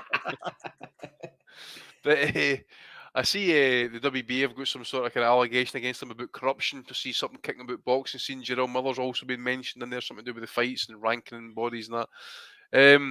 Yeah, look, I don't know what you want me to say, but he's an irrelevance to the current boxing scene. Actually, any type of fucking level of fucking the sport you want to mention. Actually, at this point, he is a washed up, has been drug taking, PED using fucking loser, so he can fucking just drop off anytime he wants. Absolutely. Good luck to Jarrell Miller next week. We will echo. He almost blew it as sensationally as Andy Ruiz, didn't he? because it should have been him. Like it should have been fucking Big Baby Miller. He blew the fucking. Remember that video he posted? Was it Instagram? I think it was. He's like, complete silence, but it was like a face of like a guy who just knew that could have been him. His moment is fucking lost. The money he lost over the shit of that is incredible. Andy Ruiz basically like generational wealth, I think just about. Don't know how much he spent it, mind you, but as I says, he got generational type wealth money for those two fights, or at least for the rematch. That could have been Miller, man. Should have been him. Yep. Coulda, woulda, shoulda. And he filled himself with the drugs. The drugs don't work. The main fight for next weekend is Joet Gonzalez, Isaac Dogbo. That is from Minnesota in ESPN. We'll cover that one shortly. Let's get on to our questions first of all. Just freshen things up. Take Ames is on the call. That's fresh enough for me. About this question from Danny Young, Ames. Danny says, if you could have one celebrity on the pod that wasn't involved in boxing in any way, but wanted to talk boxing with them, then who would it be? Mine would be Ricky Gervais. Apparently, he knows a bit about boxing. What do you reckon? You've interviewed a few celebrities in your time, Ames. Who would you bring onto the pod to join us? The one name that came to mind straight away, although it doesn't fit into the question because he is heavily involved in boxing, would be Sylvester Stallone. But that's exactly who I was thinking about actually. Because he was ringside with Duran for. Remember, Steve, that Larry Holmes fight against. Remember, was it the 15th round against? Was it Ken Norton? Was it Ken Norton? That was. Duran's losing his shit. So was Stallone. That was pre-facelift as well. So he would have some stories to tell. What would you like to ask him? Duran. Well, just basically, obviously, getting chased off Duran in the fucking ring. Drago, what's his name? Dolph Lundgren put him in the hospital with enlarged heart with an uppercut. Just things like, who was he sparring? Was it Kenny Norton or was it Ernie Shavers? Asking for his best punch and fucking takes it and is like, nah, fuck this, too much. It's just certain things I would just come up with on the spot. He would actually have a whole raft of stories to tell actually because he was heavily involved. Maybe I'm scared, okay? Hey man, I just go in there, they hit me in the head. I don't remember much of that. But I like doing boxing. Another one who's a big boxing fan by him is Al Pacino.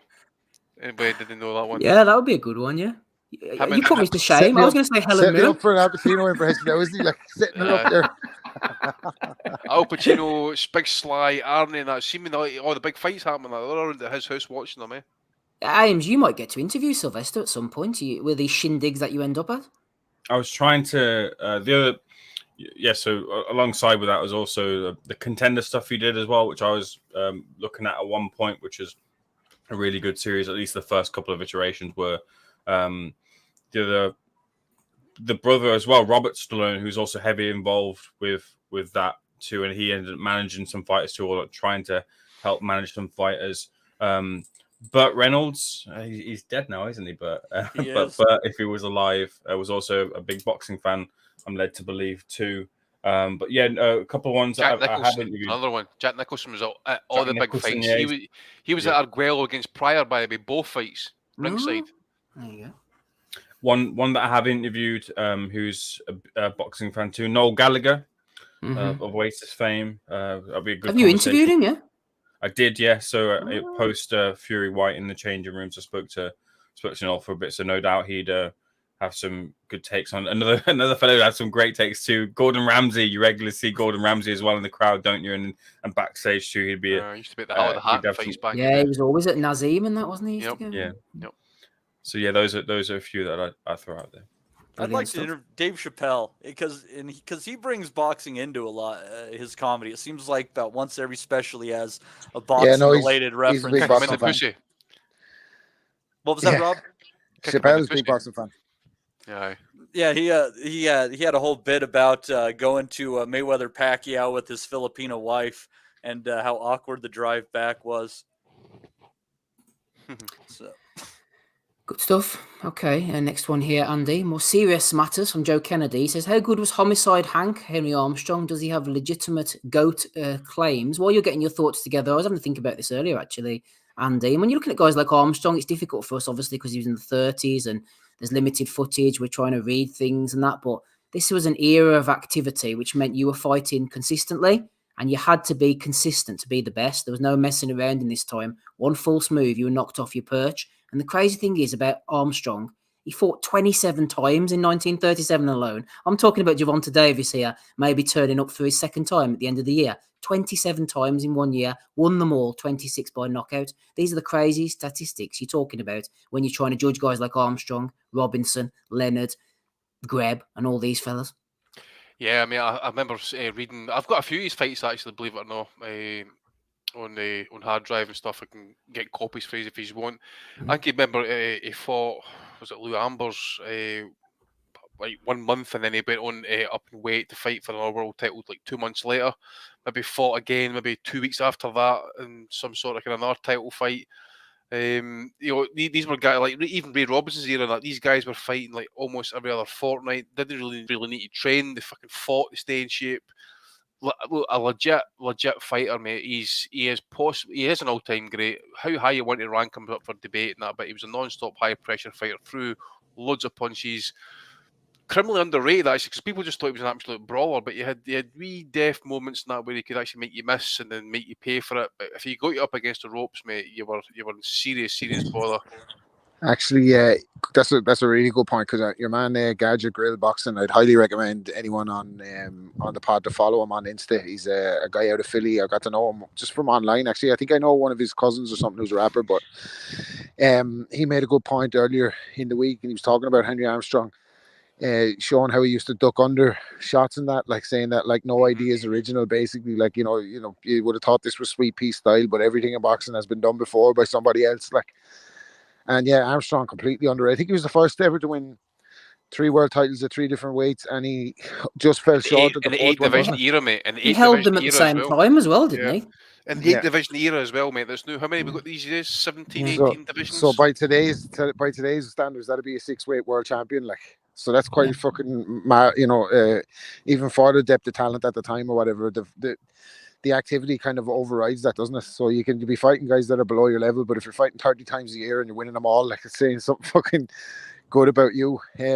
Robinson fought him when he was 22 as well. I believe he carried him to a points decision because he was kind of towards the end of his days, but that was up at welterweight, like. So and as well as that, he had a mad ethnic background that a lot of fighters that were kind of born in the 20s ended up in the 30s and 40s turning pro. He was part African American, part Native American, part Irish, and something else. So I think every fighter back in the 20s was either half Irish, half Cherokee Indian.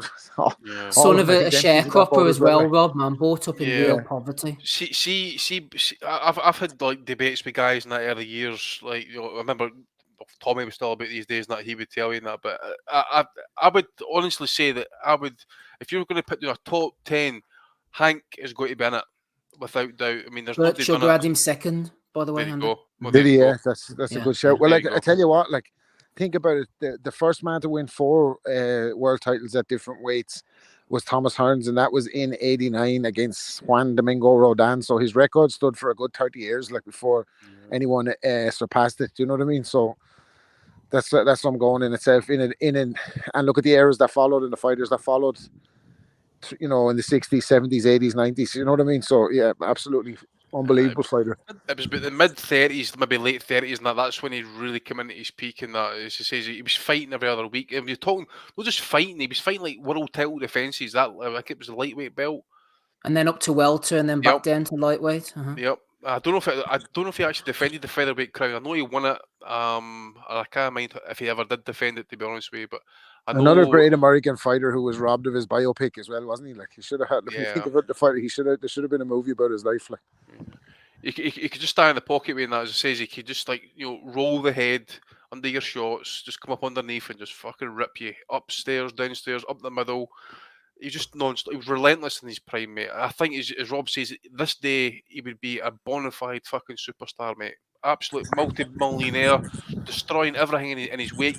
As I say, consider how many times he was fighting that, right? If you put him in today's era with today's methods, training, diets, all that other stuff, mate, he would be one of the most unstoppable fighters in the current era just now.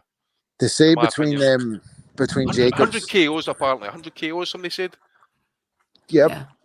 They say between Jim Jacobs and Bill Caton and Customado that they had reels and reels of tape that nobody else had on old fights and old fighters, and that Tyson used to like go to the basement or whatever and watch them. But I remember Tyson.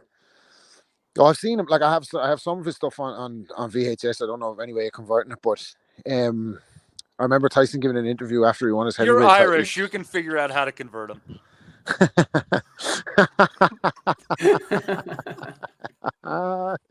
Brilliant, Matty. I give you that one. That was a decent one.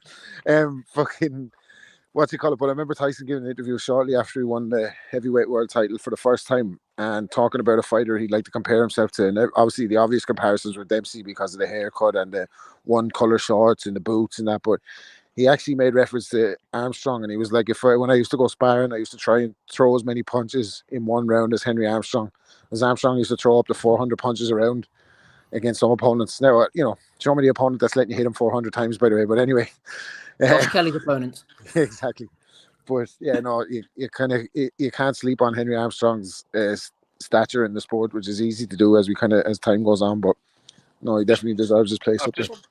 I've not used box rec for a Steve, right? I'm just wanting to pull. Sorry, Matt. I just pulled up this. It's no box rec record, but I found something. 1939, right? Armstrong was welterweight champion and lightweight champion. I was assuming featherweight champion, but that year he fought 1, 2, 3, 4, 5, 6, 7, 8, 9, 10, 11, 12, 13, 14, 15, 16 times. 1, 2, 3, 4, 5, 6, 7, 8, 9, 10, 11. 12 of them were fucking world title fights. Right? Fucking at least 1, 2, 3, 4, 5. 5 of them were in the same month. October 9th to October 30th, they defended the welterweight title fucking 5 times. Unheard of. That's crazy. It's mental. Well, there's only like about a half a dozen fighters that you can say have an argument for the real greatest of all time. You're talking Sugar Ray Robinson, Ali. Hold on, Robinson, Greb, Ali, Joe Louis, Henry Armstrong, Archie Moore. Oh yeah, Archie Moore. Yeah. You're reaching if you're fucking saying Archie Moore is the greatest. Like he was a great fighter, but I don't think he's anybody. Don't put Moore over Duran, mate. That's no fucking happening. Have you seen his record? He almost Listen, almost no bigger fan of victories. the old mongoose than me, but you have to call it like it is. He's not in the shake up for greatest of all time. He's one of the greatest light heavyweights of all time. Absolutely. It took his time to get there as well. Remember. Every time he went up in weight, he got smashed up, especially by heavyweight. But basically, you're saying he's in the discussion with 6, 7 individuals. I mean, that's uncommon. That's fair, and none of them are Floyd Mayweather, by the way. And I say that as a Mayweather Bert fan. Sugar's got his critics in that, but he's got him ranked 2. I said, my opinion doesn't really mean much, but it says I'd say top 10, right? So you're talking any order you want: Ali, Greb, Jimmy Wild, fucking Duran, Robinson, Armstrong. I'll put Leonard in there as well. You got Mayweather. You can't put Leonard in there. How can you know? You can't with 35 fights. You can't. What's that matter? Leonard in there. Robinson for me, I think Robinson. Robinson's number 1 of all time. Yeah. Nobody ever beat that record. I mean, Leonard was absolutely incredible. Great resume for the amount of fights that he had, but I don't think that you can put them all, in the mate. conversation. He fought them all the time. He fought all the greats of that era, though. That's all you can ask. He did, but and there's some stuff in there that adds to his greatness that you kind of have to throw away. I kind of toss his victory over Lalonde away the same way. Well, that was a snide. That was a prime. That was a blueprint for a Money Mayweather move. That was because that was pure ego. Hearns had won the 4 titles, as we just said, and then in the same year, he brought Donnie Lalonde down to a catch weight to fight at 168 for the 175 and 68 belt at the same time, and then claimed himself to be the first ever 5-weight world champion. So that soured it a lot, but still, aside from that, that's a PR move. Everything else he did was solid. Like, yeah, that's why I kind of threw out one of his belts, like the way I threw out Pacquiao's 154-pound title. Like, you tell me how 150-pound catch weight for a vacant belt against a fighter with very limited success at 154 pounds should count. I have won titles in X weight classes. It's bunk. There's a bunch of bunk titles, But with these guys from Armstrong's era, there aren't bunk titles really. I mean, there were some funky things that happened, some organized crime crap. You could get into that. But these guys were like legit titless, and there weren't sanctioning bodies and so much of this promotional shit. Like a lot of these guys, the man was the man. And to be the man in 3 weight classes simultaneously, that's fucking ridiculous. I'd argue that under the Mafia era, fucking shit got done, fights got made. Not like this fucking era. At least they got the fucking fights made. If you signed with them, they got the fucking fights made. And people will tell you that Vegas was better when the Mob ran it. Nope. Team MTK. Absolutely. Fucking I think just to close out, Kaiser Koba makes an interesting point. He said, I think Armstrong's heart was a third larger than average, which helps his excellent cardio. For anyone who hasn't seen his footage, that really exemplifies his style. It wasn't always the most pleasing on the eye, I don't think. But as Andy mentioned, he swarmed you from the first round. He rolled shoulder to shoulder, fought on the inside. It was just non-stop pressure. Yeah. You needed to be in top physical shape, Andy, as we close here, just to compete with that pace. If you were going to beat him, you had to try and match his pace. Teddy Atlas said it before. You couldn't do CompuBox stats. People's thumbs would be falling off. Yeah, well, it says if he didn't knock you out, then he was going to batter you all the way to the fucking 15th round. I've got copy. I just pulled up my hard drive. I've got the fight of the 2 Lou Ambers fights, Barney Ross, Baby Arzmenda. I've got Serfino Garcia as well, I'm sure. That was the middleweight one, wasn't it? I think yep, and I think I maybe have a Lou Jenkins fight in there. I've not got the Fitzy-Zivic fight, who was a real dirty fighter, if I can recall properly. But look, legit world champion. As he says, it was absolute all-octane action. You had to be absolutely at your best to keep him at bay. Not always pretty. Not always the prettiest on the eye. Not always pretty, but he was specifically underrated by him. As I say, his ability to try and sway shots, roll under him. Maybe wasn't great to watch in the kind of early half of his career, but as I say, he's running about the mid to late 30s, probably in the early 40s, and that's when he came into being. It says his record speaks for itself. 149, 21, and 900 KOs. That's just fucking. How bad is it, right? That with all the footage shot and all the fucking advances that we've had in technology, that they can't fucking restore the old fights to let us see him in 4K HD, HBO style fucking pay-per-view. High definition. It'd be amazing, wouldn't it, if there was some breakthrough? Because boxing fans don't pay for shit. Do you guys need examples? You're paying enough, Matty. They should be able to do this for us. Fuck you guys. I ain't buying them. Lovely. Thank you, Joe. An excellent question as always. Right, let's take things up a level here. A little bit more highbrow stuff from Damo, who threw in a question. He says, back to low grade once again for me. And if it's been asked again before, apologies. No apologies here, Damo. You're with friends.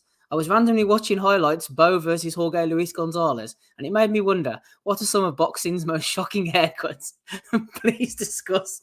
And there, Matty, we have Gonzalez in all of his glory. With the shaved head. Don't say before we start. I'm trying to remember, was Kabari Salim against Joe Kawasaki? No, like something awful. Have I got that wrong?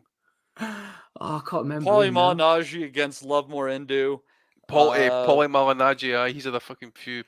This one? There we are. Clarissa Shields at any given time. Sean Cruz DAZN, God love her. Paulie Rob on the screen, man. Paulie had a haircut of a fucking young one who goes on her first holiday to Santa Ponsa, didn't he? His hair braided on the street. Maybe that's what he was talking about when he said Adrian Broner took his side piece. Where's your boss, Connor? Paul Samuels, yeah, that was a good one, wasn't it? Paul Samuels, that's right. Lemieux's fringe that got in his eyes. Yes, we've mentioned this before, haven't we? We've had this discussion. I always think it's stupid when they have the daft haircuts and stuff, because it exemplifies the punches that they're taking, and judges will see this hair flying all over the place, like Malignaggi there. They ended up having to get that cut off in the corner, Matty. Do you remember it? They had to get the scissors out. Said, cut that shit off, man. Yeah, they're trying to use the tape initially, just like to keep it taped up, and then they just said, "No, we're just cutting this shit off. Otherwise, you're gonna get DQ'd for fucking not being GQ." I remember Jorge Paez. He had the Batman logo shaved in his head around. There he is, Rob. Yeah, he had the Batman for one of his fights around at the time the Batman movie came out in '88 or '89 or that. There we go. Camacho was the same. Camacho had something wild hairdos. You know, and I'll tell you what, on the other side of the thing, you got to recognize the good hairdos. You know, Ryan Garcia had it last night, like John Molina had it once upon a time. Arturo Oscar. Gatti, always impeccable Oscar. hair. Oscar, fantastic hair. You got to give him credit when they have some beautiful. Mario hair. Barrios, remember? Getting the Steve, Barrios, yeah. Steve, we sound like experts, and Rob, we sound like experts talking about hair. We know we're Stop, fucking stop baldies, bringing man. me into the fucking ball. I'm not bald, man. Stop bringing me into the ball chat. Fuck off. I am here. Rob, you need to get a Jean-Maurice Chanet. What about that, man? Former European champion. I don't know what he did, but he looks guilty. You guys ever see Stand and Deliver with Edward James Olmos when he was a teacher and he had the horrible fucking comb over? No. Like Bobby Steve, Charlton. Google that shit. Edward James Olmos, Stand and Deliver. Worst comb over in the history of mankind. Lou Diamond Phillips was in it. This is when he was hot. This is La Bamba era. Lou Diamond Phillips, but the worst comb over I've ever Was seen in Louis my Gossett life. Jr. in it? Because it feels like he was in every movie around that era. No, I don't believe that he was in that movie. This was not one of those inner city school movies with a black teacher. This was a Hispanic teacher. Hassan Sharifi, yeah, forgot all about him. Danny Young mentions Usyk. Oh, absolutely, we've got him here. Holy mother of God. He looks like fucking Sloth from Goonies.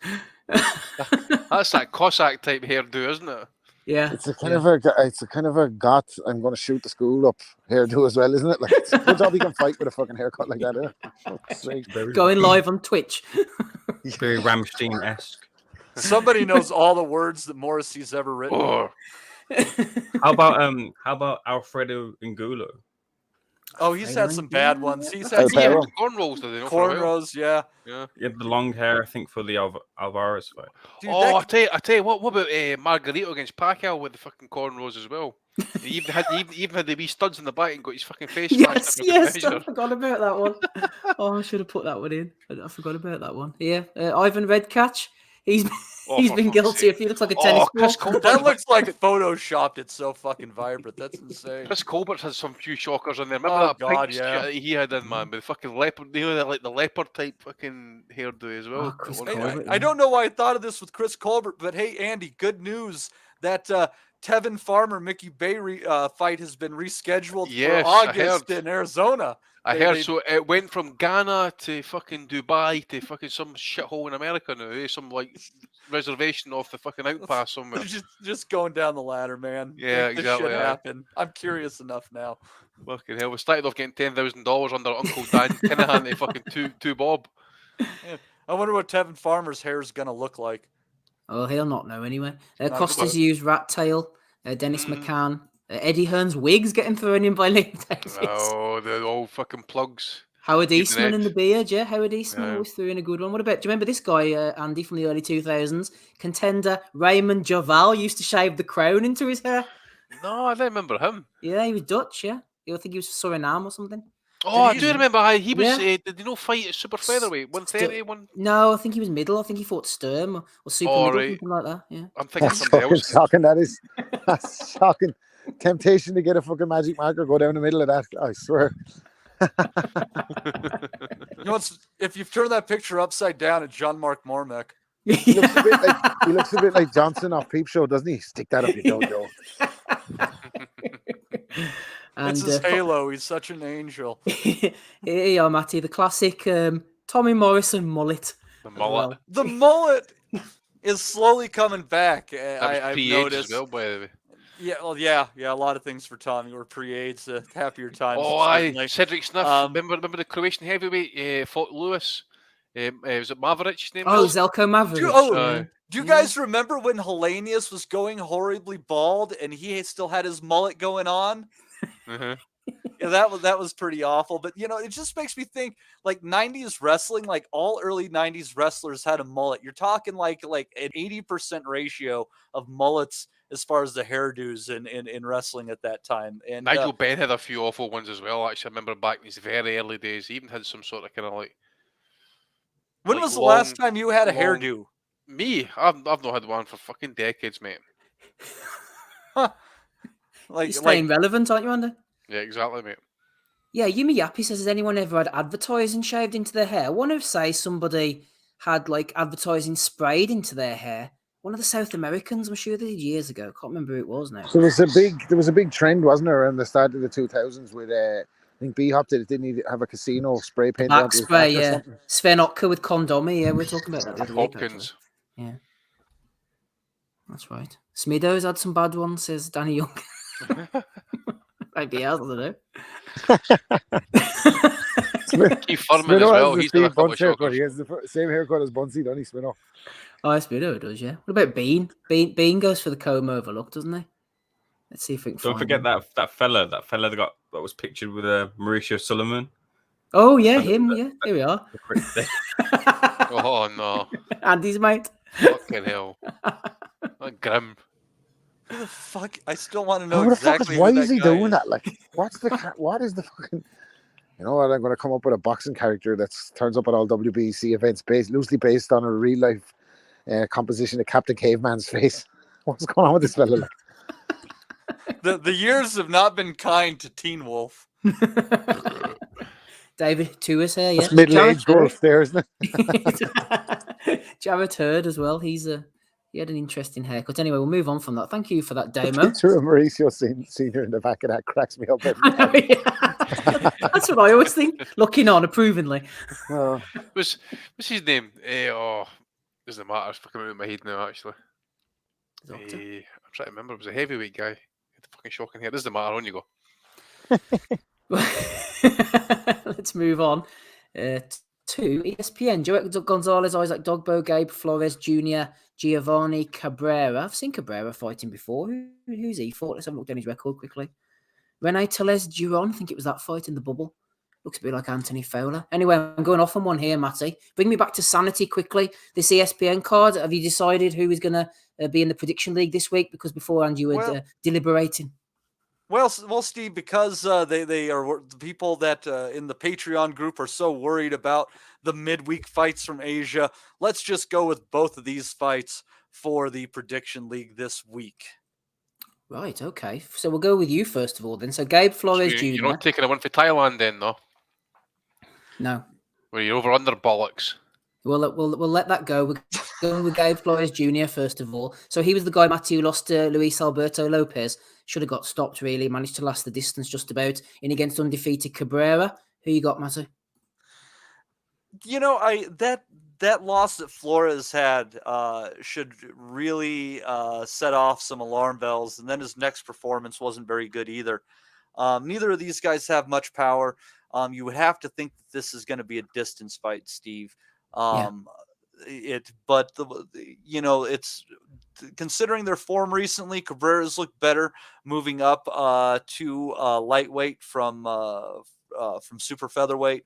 I've got to be leaning Cabrera decision in this one, even though I should make you pick first. But I'll go first. I was going to go Cabrera Flores. Decision. I was going to go Flores decision, so we're going different there, so that doesn't matter.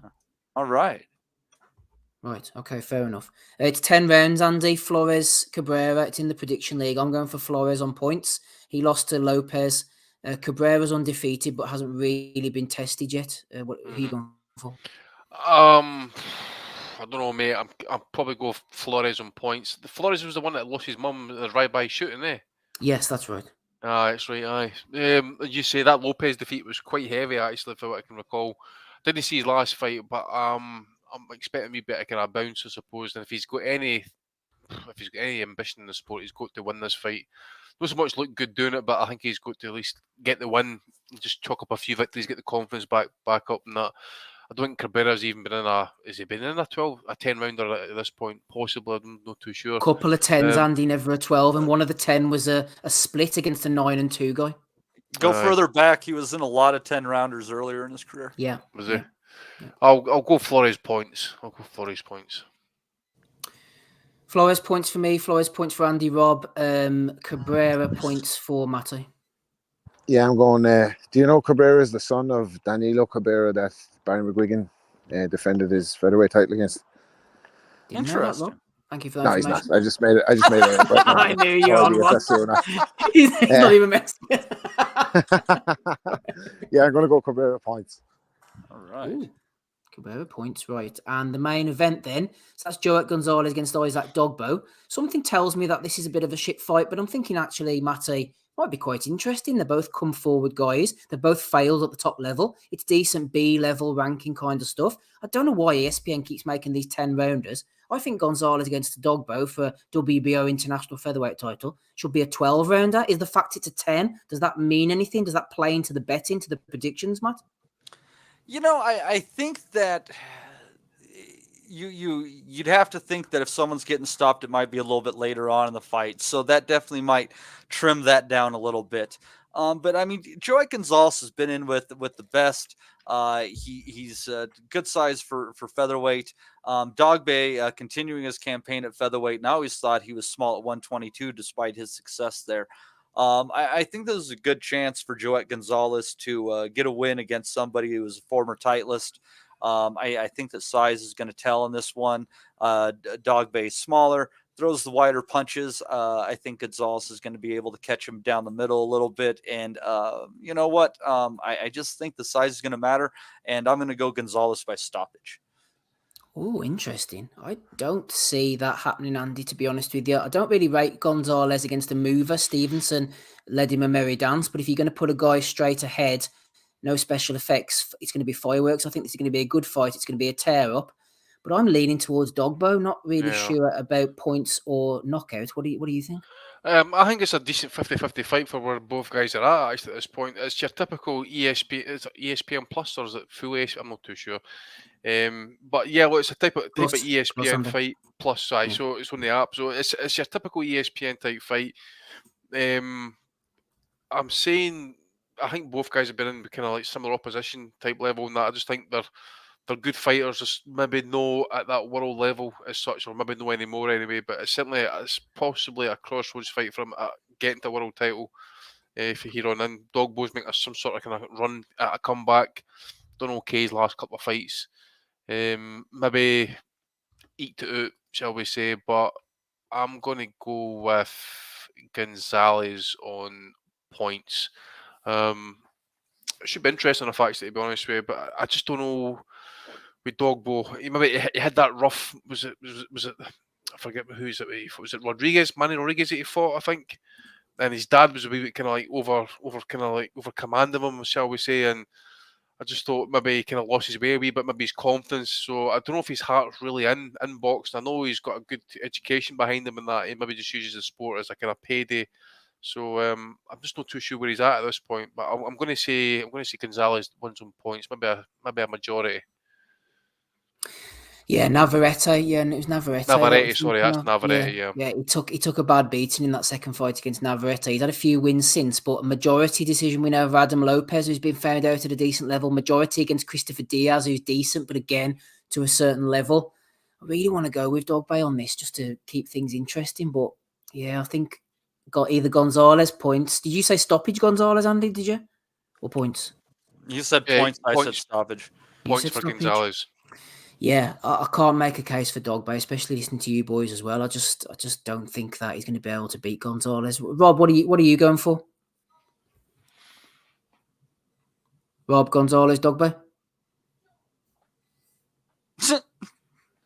Yeah, I like Joet Gonzalez, and Dogbo is kind of a guy who's a good gatekeeper. So I'm going to say Gonzalez points. But it could go either way. I wouldn't be surprised if Dogbo pulled out a result out of somewhere because he had good potential earlier on in his career. But I'm going to say Joet Gonzalez for the moment. Yeah, it's close to as the 50-50 as you can get possibly at this point in both careers, actually, I think. Yeah, he's a bit shot-worn, isn't he, Dogbe? I think if it was a 12-rounder, I might be leaning towards the knockout because Gonzalez can dig to a certain degree. But I think the fact it's a 10, Andy, I'm going to go for Gonzalez on points as well. I think he'll run out of room towards the end of the fight after a competitive opener and then maybe just close down and win on points. I think Gonzalez, Andy. Yeah, absolutely, mate. Yes, Gonzalez points for me, Matty. Ames, do you have anything to throw in on this or should we move on? You can move on, but does 2 draws shoot me up to the top of the prediction league? Yes, absolutely. Split or majority. Oh, the over/under is where it's at, Ames. I'm predicting 2 draws, and that will get me above you, Steve. So let's go with it. go with two. I tell you what, 2 draws, you never know. At least 1 draw. The 2 of them, they are pretty evenly matched for ESPN. Again, the fact it's a 10-rounder does annoy me, but what can you do? Bob's made his decision, and we shall live with it. Right, so Gonzalez for me on points. That's what I'm going to go for. Looking forward to this one. Should be good. Not really much next week. Anything else anyone wants to throw in before Belly of the Weeks? Any shows that I might be missing? Anything Let from Andy Germany, preview man? the minimum. Let Andy preview the minimum weight fight. Oh. Minimum weight, Thailand. Yeah. Yeah. Well, what can I say? Oh, is it Manny Orton? I think it is. He's getting another chance at world title. It's against CP Knockout Freshmart, baby. What's his name? A guy fighting at minimum weight called Mini Orphan. Mini Orphan, aye. Yeah. So knockout CP Freshmart. I think he wins on points. I don't know what else I can add to that one, actually, to be honest with you. It's an odd one because I think it must have been an in-house fight, that one. Free on YouTube, if anybody wanting it, it'll probably be shared by Tim Boxell. I'll give him a wee shout out, get on his Discord server. Loads of good content on there. Free fights, they need to get any of your fucking apps or, fucking subscriptions or your Infernal Twigs, all that type of stuff. So, give a shout out to Tim Boxell as well. Good stuff. So that's Manny Orton Freshmart. Is that what he's calling himself now? Or is he going by his actual name? And he goes under his actual name on Boxrec these days, but for sponsorship purposes, Knockout CP Freshmart. Yeah. Fucking brilliant, eh? I know, yeah. It's like quick save. Knockout. Anyway. That's a mouthful. Knockout CP Freshmart against Wan Hang Miniyothin. There's more than one Freshmart, though, isn't there? I think. Isn't there more than one going under that name? It confuses the hell out of me. I think Miniyothin was a Freshmart at one point in time. Was he? He must have got kicked out. Anyway, let's move on. It's 10 o'clock. It's late enough. On to Belly of the Weeks. Rob's here, Andy, Eamon, me, Steve, Matty's here as well. Episode 483. Just before we go on to Belly of the Weeks, actually, we'll give a shout out to our latest Patreon subscribers. Owen Spillane loves it that much over there. Spillane, sorry, Rob, Spillane. Will be Spillane, yeah. No, we'll be Spillane, yeah. Getting there. Pledge increase. He's loving his time over in the NUTHOUSE group. Ken Young has joined us in the group as well. And Craig Jevons has returned to the flock. So shout out to Owen, Ken, and Craig for joining us over at patreon.com/Boxing Asylum. Glad to have you all there. I'll tell you what, the Guard has been nominated a lot lately. Ebony's been nominated as well. We've got it in the intro, but here it is in all its glory. Let's put them back together again for one night only. Yeah. One of the things on my list here to ask you about is you've got a massive tattoos on your legs, yeah? Tell us about the tattoos. All right, there they are. Oh, there we go. Wow. Yeah, actually, I do. Tell us about the tattoos. Okay, well, I mean, I got tattoos on my arms as well, but so I got a dragon, and I mainly got that one, honestly, for art, but then I've got the phoenix. I've got to show you this, if you don't mind. Okay, I'm sure no one will mind. So that's a phoenix, if you can tell. Yes, I can see the phoenix, yeah. Yep, and that is like, I don't know if obviously everyone knows about a phoenix, but a phoenix is the rise of the phoenix. You rise from the ashes, you know what I mean? So it's symbolic for you? It's symbolic. Yeah, definitely the phoenix is definitely symbolic for me. Tell us more about the symbolism.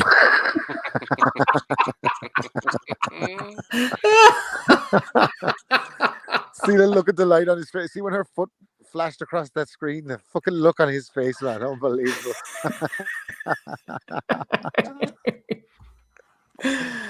Oh, can't beat the phoenix. It's symbolic. The phoenix. Please explain. I don't understand what you mean. You just keep saying the phoenix. The phoenix. What's the symbolism? Rise from the ashes, mate. Yeah, drongo. The greatest thing to come out of Australia since this, I suppose. Yeah.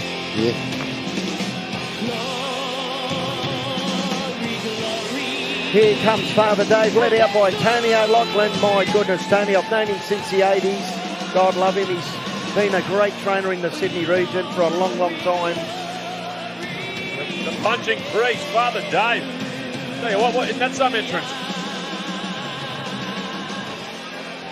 It's a priest, you know. He's actually a priest. Yeah. At the veteran boxes, he always opens up the veteran boxes. All right, ladies and gentlemen, let's introduce you to the two.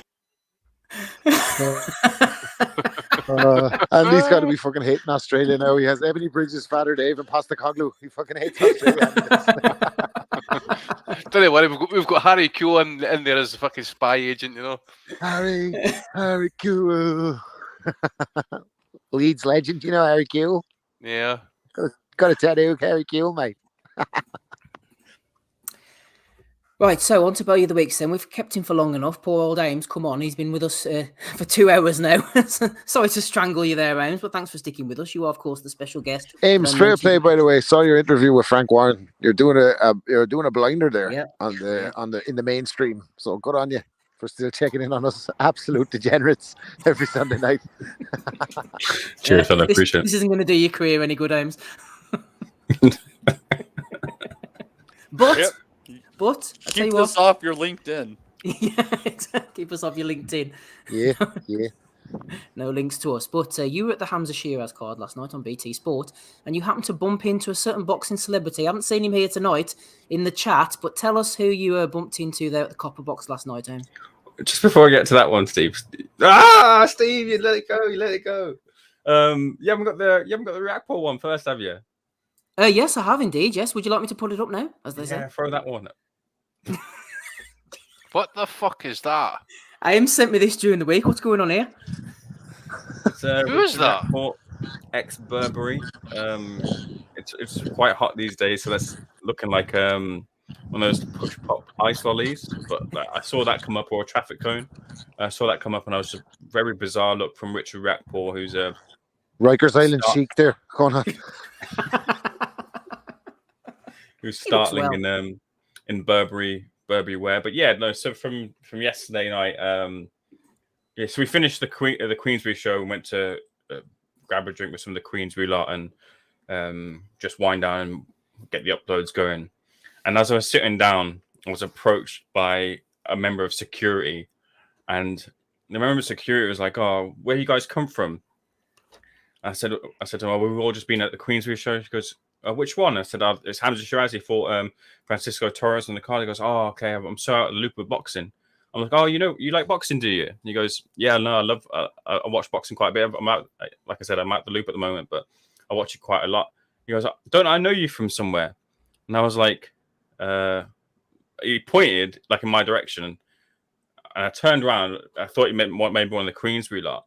So I turned around to look over them. He's like, do you mean one of these guys? He goes, no, don't I know you somewhere? I was like, me?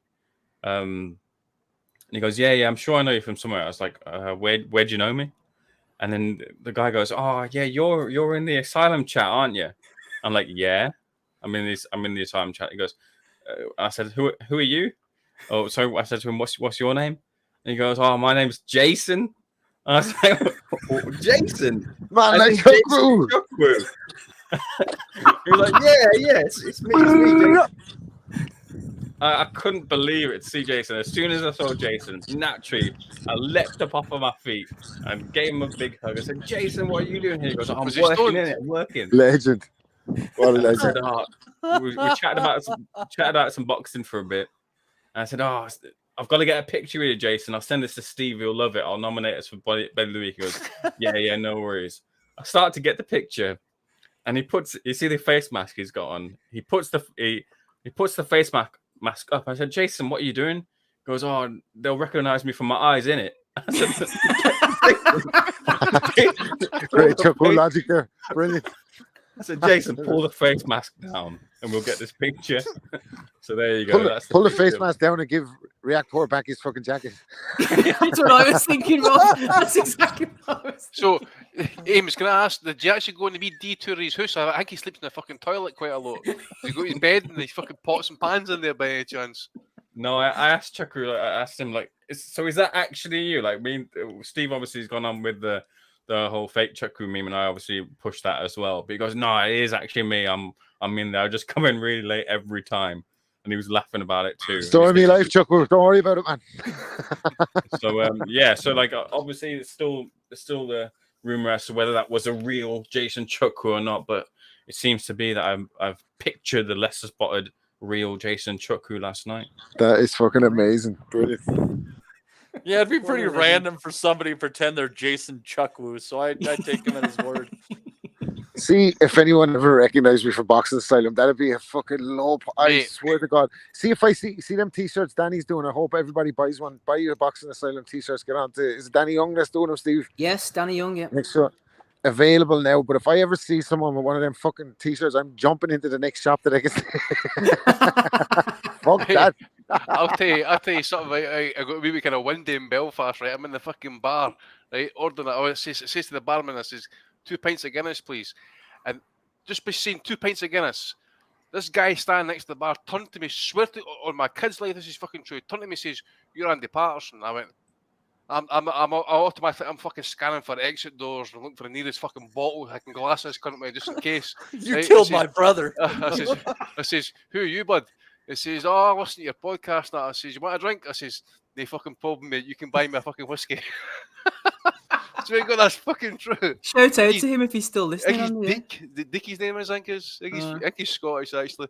I think he's still listening at least. I wouldn't be shocked if you found Dick in a bar, Andy. Makes sense. But Dick.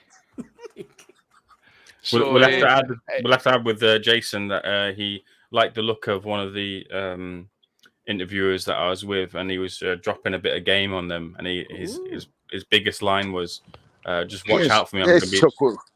He goes, "Watch out for me. I'm going to be a Southern Area champion next year." So let's look out for Oh no, he's the British art man. He probably could be. Keep our eyes on Chukru's progress over the years. Oh, that's fucking love that. That is brilliant, Chukwu. Yeah, I told you all it was worth it, didn't I? I told you all it was worth it. No sign of Chukwu in the chat yet. That's brilliant. Thank you very much, Ames. That's our first Boy of the Week nomination in the nicest possible way. I'm glad we've got Ames on with us tonight. Yes, we've gone through Chukwu. We've gone through Richard Riakpo as well, who's also been nominated. No idea. No idea what's going on there. I said Rikers Island Sheik, but he looks like the Sheik of Rikers Island, really, doesn't he? He looks like fucking, what do you call him? Oh, what's his name? Eddie, if I fucking come into America. Eddie Murphy? Eddie Murphy, actually looks like one of the colours and that, man. Fuck's sake. Oh, there you go. Yeah. Prince Akeem and Semi. And the conductor's hat he's got on there as well. All aboard! Andy, forget about Eddie Murphy. It's all about Paddy Murphy. We've already seen this one earlier on from Boxer. Fucking Andy, you love that fucking colour anyway, man. You're ordering that. Oh, fuck, mate. Look at the length of that. Those are a fucking set of curtains, man. Fucking tablecloth or some fucking shit. If Andy wore that, he'd look like a very, very illuminant light bulb. Mate, if I was ever seen wearing that, you'd have permission to fucking section me. Yeah, we need Chukwu on to tell his side of the story. Anyway, as I was saying, Eddie Murphy, we got Paddy Murphy. We saw this earlier, but let's relive it in all its glory. A fucking disgrace, man. That wasn't a professional fight, was it? That was like an exhibition of some sort. Eh? It was on Fight TV, wasn't it? Someone paid £8 for that. Oh my God. Man. That's shocking, isn't it, that, man? Paddy Murphy, is that the big guy? Is it? For fuck's sake, it had to be the Irish fella, didn't it? For fuck's sake. He's rocking the tricolour and all on the t-shirt, which is just hiding his belly rub. The little guy. He can rock more than the tricolour on that t-shirt.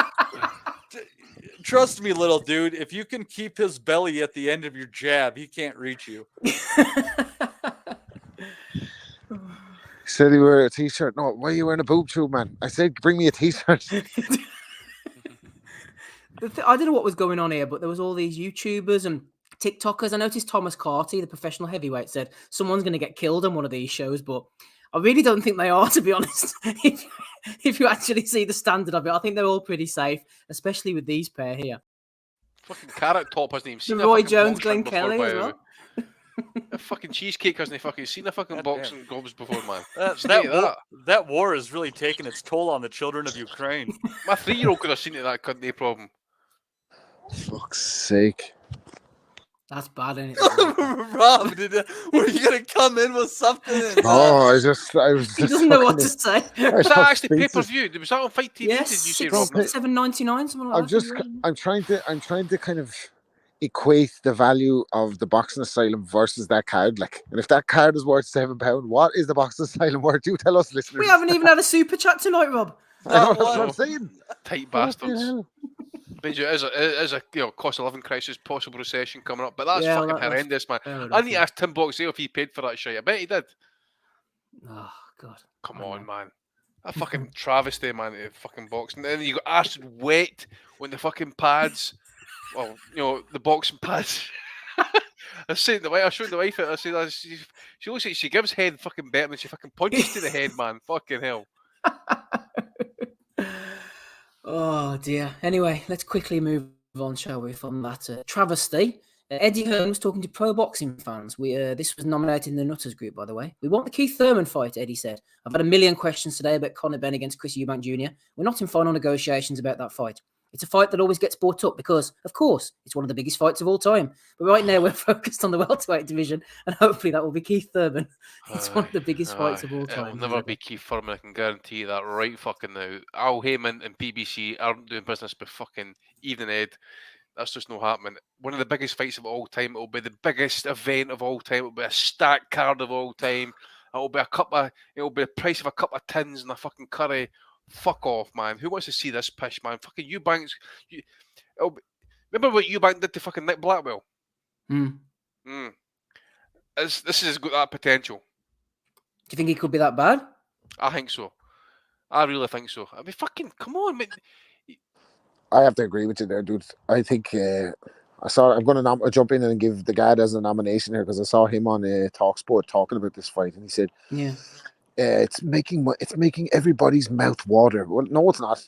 Nobody. And Joe Gallagher, Big Joe G, made a good shout on one of the interviews he gave before the Hefron fight, where he was asked about it, and he said, like, if I wanted one of my welterweights to fight somebody who's fighting that holds a title at super middleweight, the board wouldn't sanction it, like. But because it's a money fight, it's going to get sanctioned, no problem. Like, Eubank hasn't been. He said the last time he was 58 was against Nick Blackwell. Like, Eubank doesn't make anywhere around 160. Like, so what the fuck is this fight going to look like when it happens? Plus, Eubank is, He's not even a 147 fighter, mate. He's not even a big 147 fighter. That's what I'm saying. Like, and it's like he hasn't really been in with anybody yet. Like, I know he's had a couple of wins recently, but Eubank is operated at a decent level, like, and he's desperate fucking stages for Eddie here, like it really is. Like, mate, if they make this fight, like, you talk about all the damage that the YouTube fights are doing, like, boxing needs to fucking do a lot better. Like, why the fuck, like, other than these two having the names of their fathers, what's the reason for them to fight? None. But one of them could get fucking bashed up. Like, I'm on that side of the fence with it. I think it's a bad fight for Benn. Like. It's the biggest embarrassment about this fight is those that are actually talking about it, saying they're looking forward to it. Oh, great! It'll be the build up. You're getting sucked into it. Oh, it'll be a great event. Oh, dudes, come on. At the end of the day, is all the build up and all the banter and all the hatred, all the contrived beef, is all that going to be fucking worthwhile to watch one guy get his fucking face panned in for a few million quid for your satisfaction? Eddie's fucking bank balance and his prime years are fucking done. The guy wants to see the fucking two dads fight on the undercard. I was just about to say. I was going to say this is the shit we're getting hit with. Like, fuck Junior might have a lot of shortcomings, but I'll tell you one thing that he is. He's a committed fighter, and he's a proper. If he gets you hurt, he's going to fucking want to take you. He's got no qualms about fucking doing you damage. By the way, no qualms. He's like his dad. That, I think he's been kind of colder than his dad actually, but he's got that cold mystique about him. That he'll have no issues of fucking him up proper, by the way. Benn's not been fucking fought for an area title. He's been feasting off fucking washed up fighters for the last few fights. This is shocking, mate. This is where the sport is. You got fucking shite like this novelty fights coming up. They're one of the biggest fights of all time.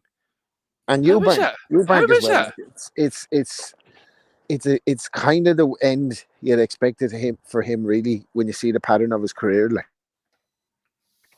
he hasn't really fucking ever gone for the gusto. Like, what the fuck has he done on the fringe since the Super 6 even? Like, fucking, just like why hasn't his career pushed on for him fight top guys? Like, played safe, looking for paydays. Like, and this signing off the fucking IBO world title. But he's bringing up a guy. Exactly. He's bringing up a fighter. Big race to one of the fighters. He's bringing up a guy who fought at 140 less than 3 years ago. Eubank has been campaigning at 168, as you say, at his peak weight. I'm sorry, man, but if he's down for this for whatever reason, I'm sorry, man. This There's dangers on both sides because Eubank faces a massive weight cut, and Eubank is a ripped guy. Like he walks around at the weight. He's not a big fucking. You know, he doesn't balloon up weight. He never has a belly or anything. Like he's ripped. So how the fuck is he going to get down to a 157.6 range? It's horrific, man. Horrific on both sides. You're treating this like Golovkin against Brook, and I don't think it's that lopsided. Senior took Junior all over the fucking world for hard sparring, getting his clink kicked in off the Cubans, all that type of thing. So the kids fucking had it rough. If he believed his dad, he's been pushed to the limit to see if he would break and no one to take up the sport. We've never seen fucking Benn. Eubank, for all his shortcomings, he flatlined Yildirim, didn't he? Yeah. Who managed to get a shot at Canelo at 168. Yeah. Benn hasn't beaten a top 10 welterweight yet. Like, so now he's going to fight a fucking middleweight. Yeah, so now he's going to fight a middleweight that's going to fucking that's been operating within the top 10 in his division, certainly for the last fucking 4 to 5 years. So I don't think, like, is there anything to suggest that Conor Benn could fucking do something in the fight to upset Eubank? Like, maybe the weight drain, but all I'm going to say finally on it though is, for all the people, this shows you how fucking bad British boxing is doing. It's in the fucking slurry, and you got shite like this novelty fights coming up. Now, everybody who's like saying, "Oh, it's a great fight," or it's it's like the legacy of the fathers finally kind of coming to the fore. Who gives a fuck? You people who are fucking bigging this up can't wait for it. All fucking invest in it and that type of thing. You better hope somebody comes out of this fight okay and everything's all happy. The health's intact. There's no bad knockout. There's no fucking brain damage. There's no fucking brain bleed. There's no stretchers required. No hospital visits required. Because I'm telling you right now, if this goes badly, Eddie, because we've had fucking situations in your cards before with fucking washed up fighters, Casidas, James Toney, and then you're putting in dangerous fucking fights like this. This. I just cannot believe this is getting made. Novelty. Like I wouldn't fancy fucking Benn to beat Spike O'Sullivan at 60 pounds, at 160 pounds, or a catch weight anywhere above, let alone a fucking fully fledged super middleweight. Fuck me, man. Poor, man. It's fucking poor. Well, the Gad seems on board. I thought that was quite a good one there from Joe Thackeray. You and Karaoke and Benidorm got quite a lot of retweets. Absolutely. Illuminati tattoo. Do you think he's singing Sweet Caroline when it's his turn, the Gad? Ba, ba, ba. I see Michael Thompson, it's lose for Eubank. Eubank doesn't give a fuck about lose. He doesn't give a fuck about our opinions, their opinions. He's just born about himself. He's cash. He's in lifestyle. He doesn't give a fuck about anything. He's a nasty fucking cunt. He's more seasoned and tougher, in my opinion, than fucking Conor Benn is. And he's been put in against, I say, George Groves fucking cut him up, outboxed him. But I'll tell you what, he was fucking in there to the death with him. And fucking almost had him going at the fucking last knockings. Would Benn have even beat the Ghost of James the Gale? No. Would he beat Yildirim? After No. Abraham? O'Sullivan? No. Would he beat fucking, like, I'd take they're Benn talking over about Billy Joe O'Sullivan. Saunders for Eubank. That's the fight he should be making. Saunders rematch with Eubank Jr. That's the only fight to be made really for the two of them. Like, but then you've got Eubank now fighting Benn because the money is the same, probably better. I think it's shocking. Like, what would Billy Joe Saunders do to fucking to Benn? Like, well, Eubank Jr. is not going to be a million miles away. He'll do a job on him. Like, sure, imagine him fighting Ryder or any of them. Like, it's he's been calling it Broner. Crazy. Fucking all the washed up shite at fucking 47. Now he's going to fight Chris Eubank fucking Jr. At fucking 157, 158. No, I'm sorry, mate. I'll be a hypocrite. I'll watch it. I ain't paying for it, but I'm fucking telling you, all you are investing into it. Oh, great fight for British boxing. Oh, pay-per-view, baby. I'll tell you what. He better walk out of that ring on his own volition and his own health intact, because if something seriously bad happens hereby, with the whole fucking sport deserves to get burnt to the fucking ground, because it's a disaster waiting to happen. And some of these fucking YouTube fights that are getting made, especially that acid wet creature who's fucking getting tuned up for a fucking boxing fight, hasn't seen fucking action in any type of fucking physical action apart from fucking sex by the looks of it. But come on, fuck, man. Shite that we're getting served up some of these YouTubers and fucking A-list celebrities who want to get involved. It's just fucking outrageous. Well, this is just an party, man. It's not like any of them having integrity. Like, I think ESPN did the Mayweather Paul fight and DAZN are launching their fucking pay-per-view platform with fucking KSI. Do you know what I mean? So it's not like they give a shit. Like, as long as the fight can get made, they'll make it. Like, but it's terrible if you ask me. Absolutely terrible. I know I've said too much about it now. I've been ranting on about it. Take your odds on that one, mate. The prediction league. Well, here, Johnny Horscott Nelson, Matty says DAZN need mainstream coverage more than anything, and this is one that's guaranteed to bring it. I bet that's a driver for a start. And Matty, you don't seem as concerned about this as anybody else. What do you think? No, I think Andy's being dramatic. Conor Benn is a good enough fighter. I don't, I mean, he's not great, but I don't think he's as lowly as you guys are saying. Like, yeah, who would I take between him and Spike O'Sullivan at 154, 157 pounds? I would take Conor Benn over Spike O'Sullivan every day. Eubank, I don't know that he can make the weight. By what method? It'd probably, you know what? I don't know that he could stop him. That might go decision, but God, Spike's just looking a little chinny. But that's getting too serious for this segment. Lemieux, let's get Lemieux. Would he beat Lemieux? Oh, Lemieux's at 68 now. They couldn't. There's no way. Eubank's been at 68. Eubank's been at 68. Yeah, I don't think that if Eubank can get down there, I mean that's the thing. I'd be more concerned about Eubank making weight than about Benn getting obliterated. Watch Eubank Nick Blackwell.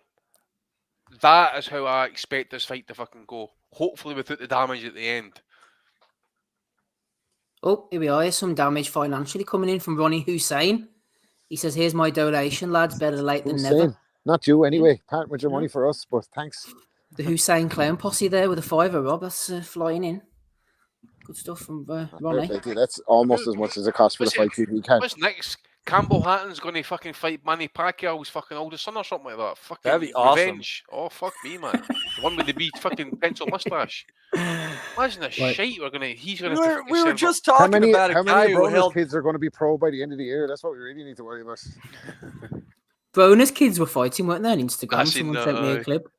One of them is a chip off the old block and in the greatest of shape. Like 300 bills just about, man.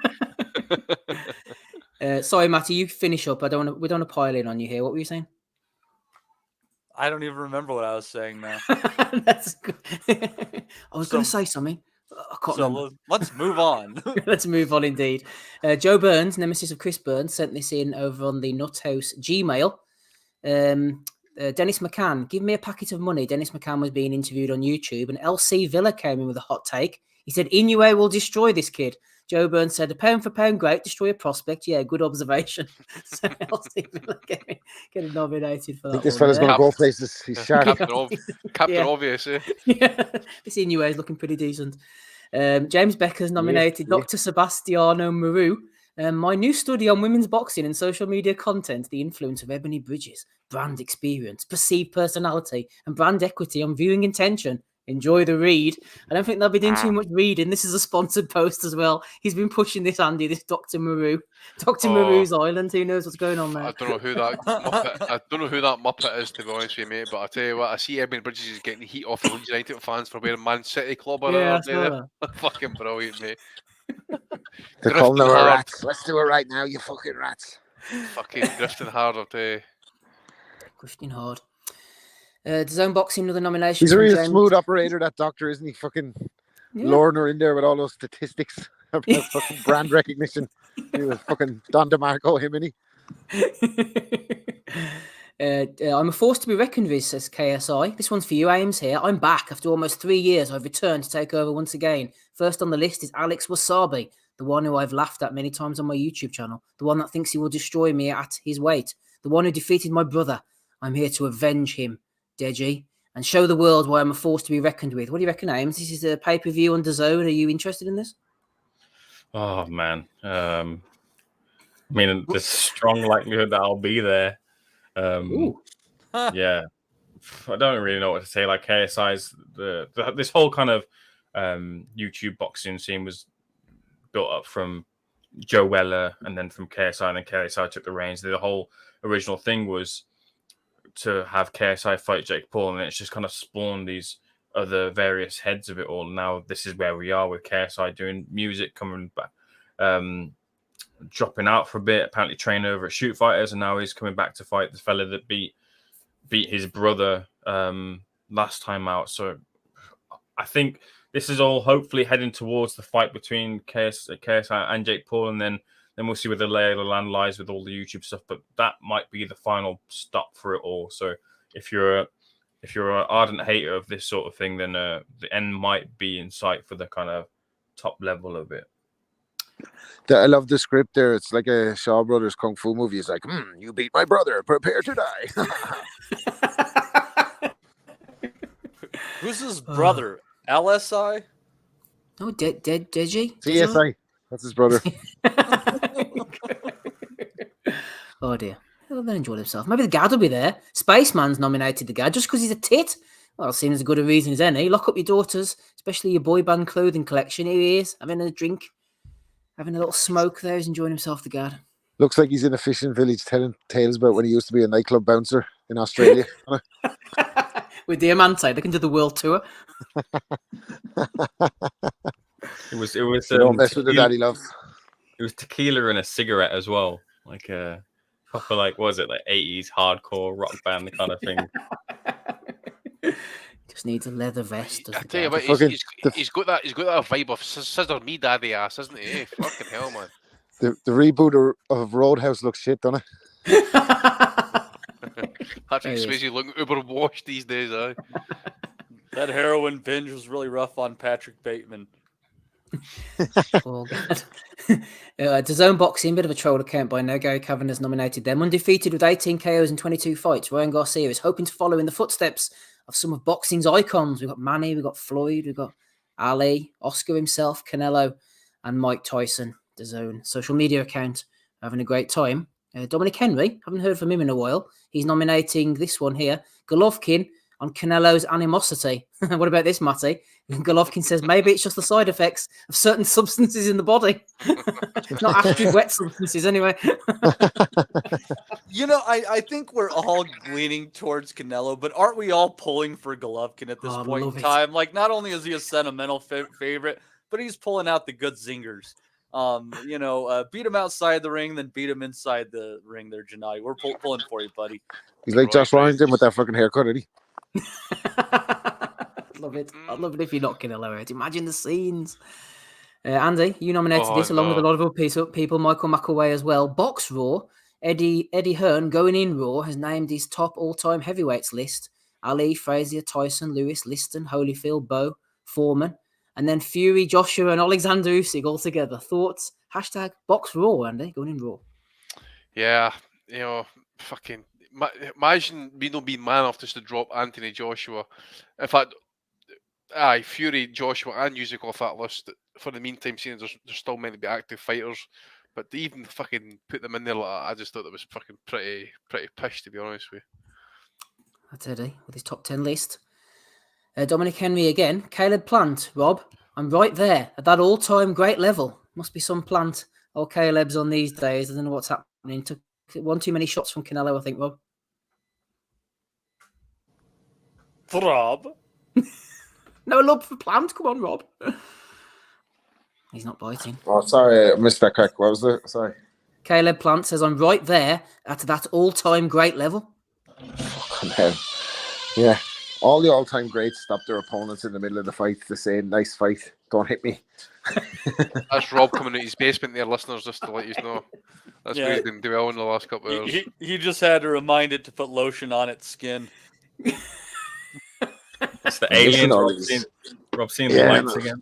I haven't seen them. They haven't been back since the last time I've outed them on the Asylum, so maybe they're listening in. Maybe they are. Final few here. Just a WBA regular guy. That's our friend Slack the Planet. Always good for a nomination or so. DAZN Boxing NFTs are here. Join our Discord for updates on the latest drops. Talking of the latest drops, Conor Benn was promising a drop earlier. Was it a big fight announcement? No. Listen up. Benn NFT just dropped, and you can register now for pre-sale access. NFT holders will join my exclusive club. I'm in for the chance to win ringside tickets for my upcoming fight, signed memorabilia, limited edition art, and much more. The speculation isn't wrong. This is going to be big. Do not miss out. This is like Floyd's Metaskeletons, isn't it? Ben FT. Fuck me. I tell you, we need to get involved, mate, just to see if we can just screw money out of people and then fuck off with the cash. Just like we need to try it. We need to grift hard, boys. Come on. Boxing Asylum him, NFTs. Yeah. Make little metaskeletons out of all of our faces, and we fucking be all in there in the metaverse. Me, Steve, you, Ames, Ricky Gravel, Chuck Woo, all the boys, just fucking effigies of us roaming around there. It'd be nice to have my face on the internet and something. You're that's not coming, man. an In the FBI metaverse, watch you're out. list. That's fucked. Here's some pen picks, Matty. We could do the little NFT pen picks. You could have Bean. I don't know what you charge for Bean. You can have Scam Jones. You could maybe throw him in there. Or there's another Bean one in the top corner. Top right if you're missing these. There's the Gad NFT. Or maybe her from, what's that, Pheno Boxing or whatever it is? Bitcoin Rodney. Bitcoin Rodney, and Repo yeah. Rick are being on the NFTs. What about finding a way to make it look like Gad is filleting the Anthony Joshua robot? Could do. Or maybe the Doctor himself. The Doctor NFT. You just go into the metaverse with Dr. J.O., man. You just eat big bowls of okra soup, and he's just on the heavy bag telling you, position your feet. Boom, boom, boom. I'm going to have to get in touch with the Doctor, actually, and get his lowdown on the. Yeah, let's get him back AJ before Joshua Usyk. Hey, that's what I'm going to do. I'm going to contact him tomorrow as it happens. Well, Mr. Steve, how are you doing today? Mr. Wellington, exactly. Get him on. Final one, Stephen Espinoza and Rick Glazer have been going back and forward. Rick Glazer accused Espinoza of dancing with someone who wasn't his wife and then denied that he'd even said that. You're not honest, said Espinoza, but those of us in boxing and those of us who understand how odometers work already know that. He then went on to call him a boomer and accuse him of taking blue pills. Rick Glazer wasn't offended of any of this. He admitted that he'd been into the fraud scene in the past. It's quite the battle, Andy, if you've been following it on Twitter. I followed some of it and I've seen the video with Espinoza. I think he was trying to kind of play it, didn't he? But in the video itself, trying to play it coy, play it cool, because he's got a hot ass there. But looks like he was breaking some bread on a handbag there, didn't he? Really, like he got caught out there. Let's be honest, Glazer got glass, to be honest, didn't he? He's in it there. He's in it there saying, "Oh, listen, GlazerBoxing.com is 24/7, 365." But I'm like, what the fuck do you actually do, man? So Andy, 70% of his work he's done internationally, apparently. Exactly. Doing what? Moving slabs of cocaine for fucking Daniel Kinahan? I don't know. I'll tell you what. Is he the one who's broken those flights to Africa in the fucking hazmat suit with the poor cunt lying in the fucking back with some Ebola disease getting flown in? Fuck me. Innovative though, wasn't it? There was fucking, you got a great bunch of fucking thinkers. I them boys, yeah. I like Espinoza's energy though. You wouldn't know he's the director of a major company. He's no Al Heyman, is he? He's like straight He's a out weasel, there. Espinoza. Nobody, he's straight in your face, though, isn't he, man? No fucking about on Twitter. He'll give it to you, Espinoza will. And Eddie gives it to Eddie as well, which we're a fan of, Andy. Yeah, see him. He's definitely up to something in the video. I don't know what he's under doing, but he's done something. It's pity we don't have the screen clip. He's looking shady and shifty and sneaky and slimy in that clip all at the same time. Finger blasting possible. I just like it when people of his level aren't afraid to stoop to a bit of online beef, like the likes of us. I know, he's always chief executive of some like major corporation. He don't give a fuck. He's just getting involved like the rest of us. Let's just release the hate. Fucking brilliant. I guess it wasn't just like one or two tweets. It was like a fucking full like. He was rough. Hours. He went in rough, didn't he, on Glazer? To be. He did. Fucking anyway. boomer. We're fans. Yeah, you boomer. We're fans of that. That's all the ones that I've got. Matthew, any nominations from you? Episode 483. Yeah, on the DAZN telecast, they referenced that Ryan Garcia said that his right hand injury gave him PTSD. So just another notch in the "I'm a pussy" belt for old Ryan there. Oh, you were complimenting his hairdo earlier, Matt. Doesn't mean he can't be a pussy. Yeah, that's absolutely true. Any more nominations, or is that it? That's all I got today. Praise Ryan Garcia. Anything from you, Andy? Yeah, I got one for Rolly Romero. Pissed as a fucking, or confused at least anyway, the fucking fights at the weekend there. So he's moving up to 147 and wants to fight Errol Spence. So, yeah. Going to expose Errol Spence. Expose like Errol Spence. He's fucking chinny. Fuck you, man. He's a car crash in Romero, which mate. Probably, I suppose, that fits if he's chasing Errol Spence, but the guy's absolutely off his head, man. He's cashing it. Gervonta turned him into that semi-retarded guy from $1 Million Baby. I'm going to fight the welterweight champion of the world, Thomas Hearns.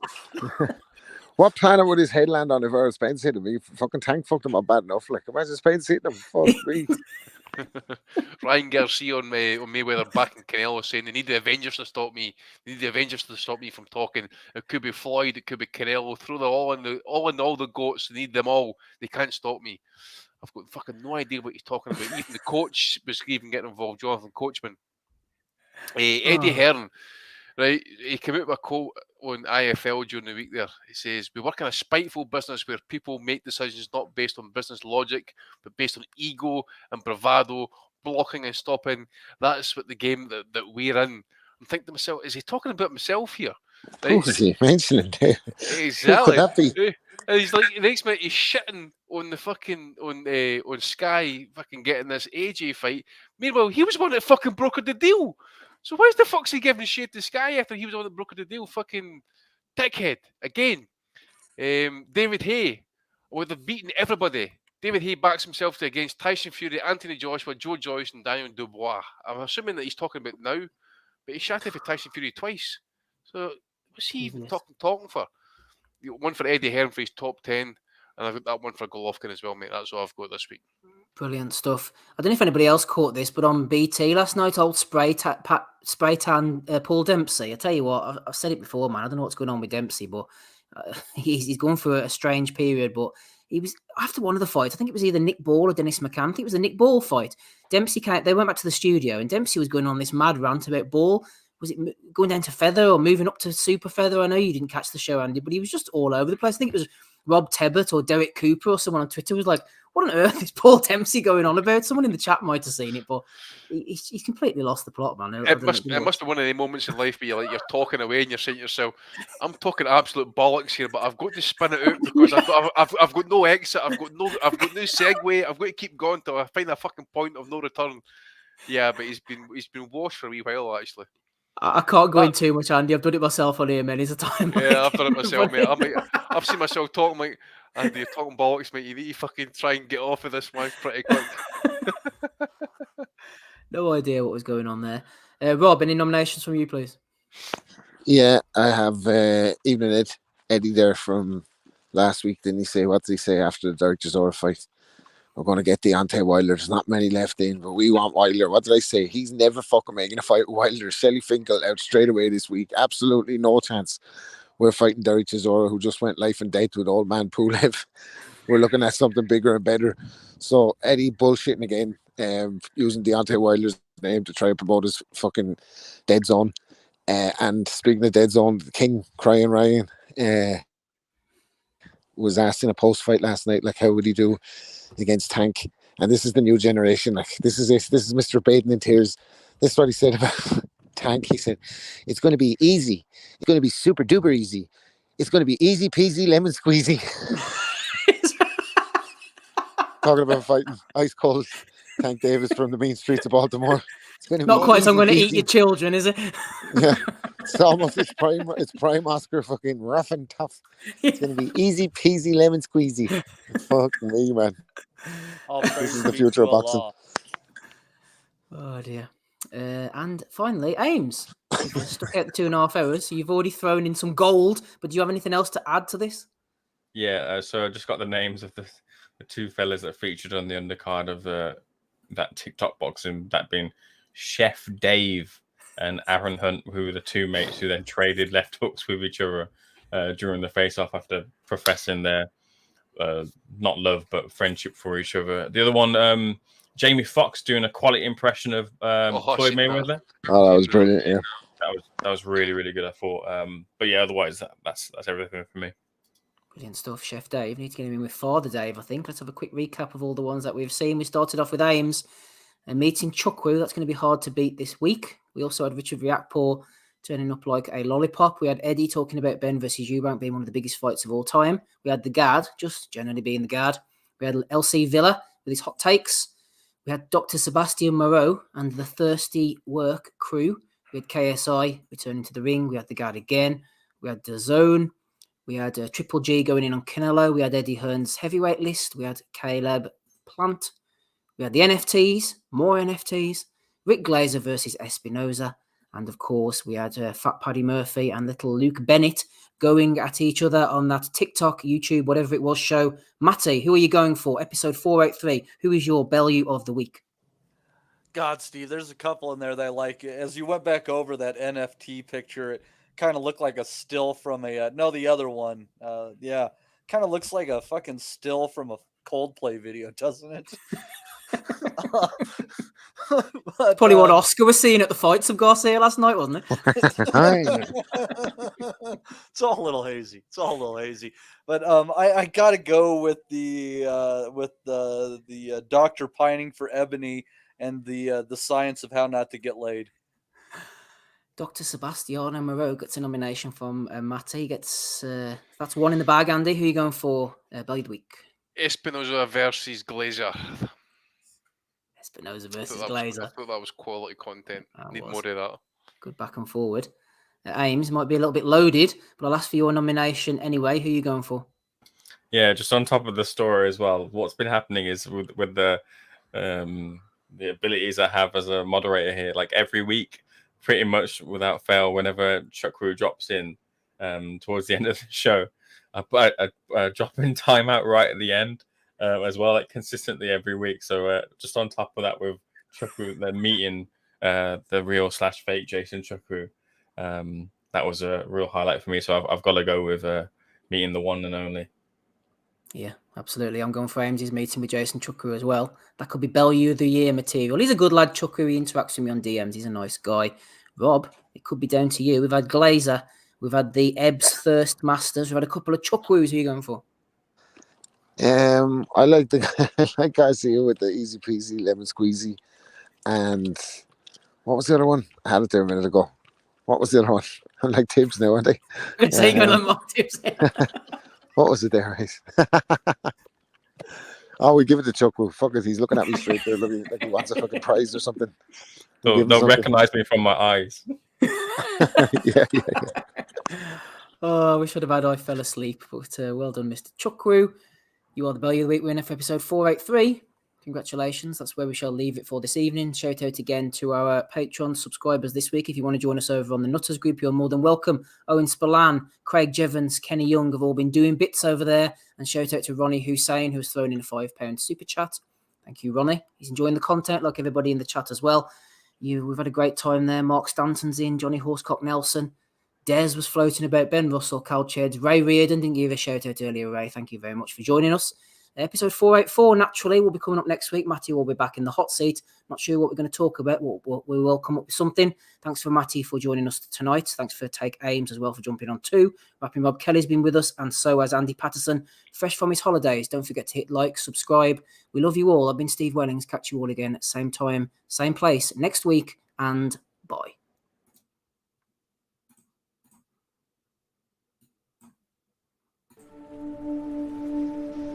We'll never forget.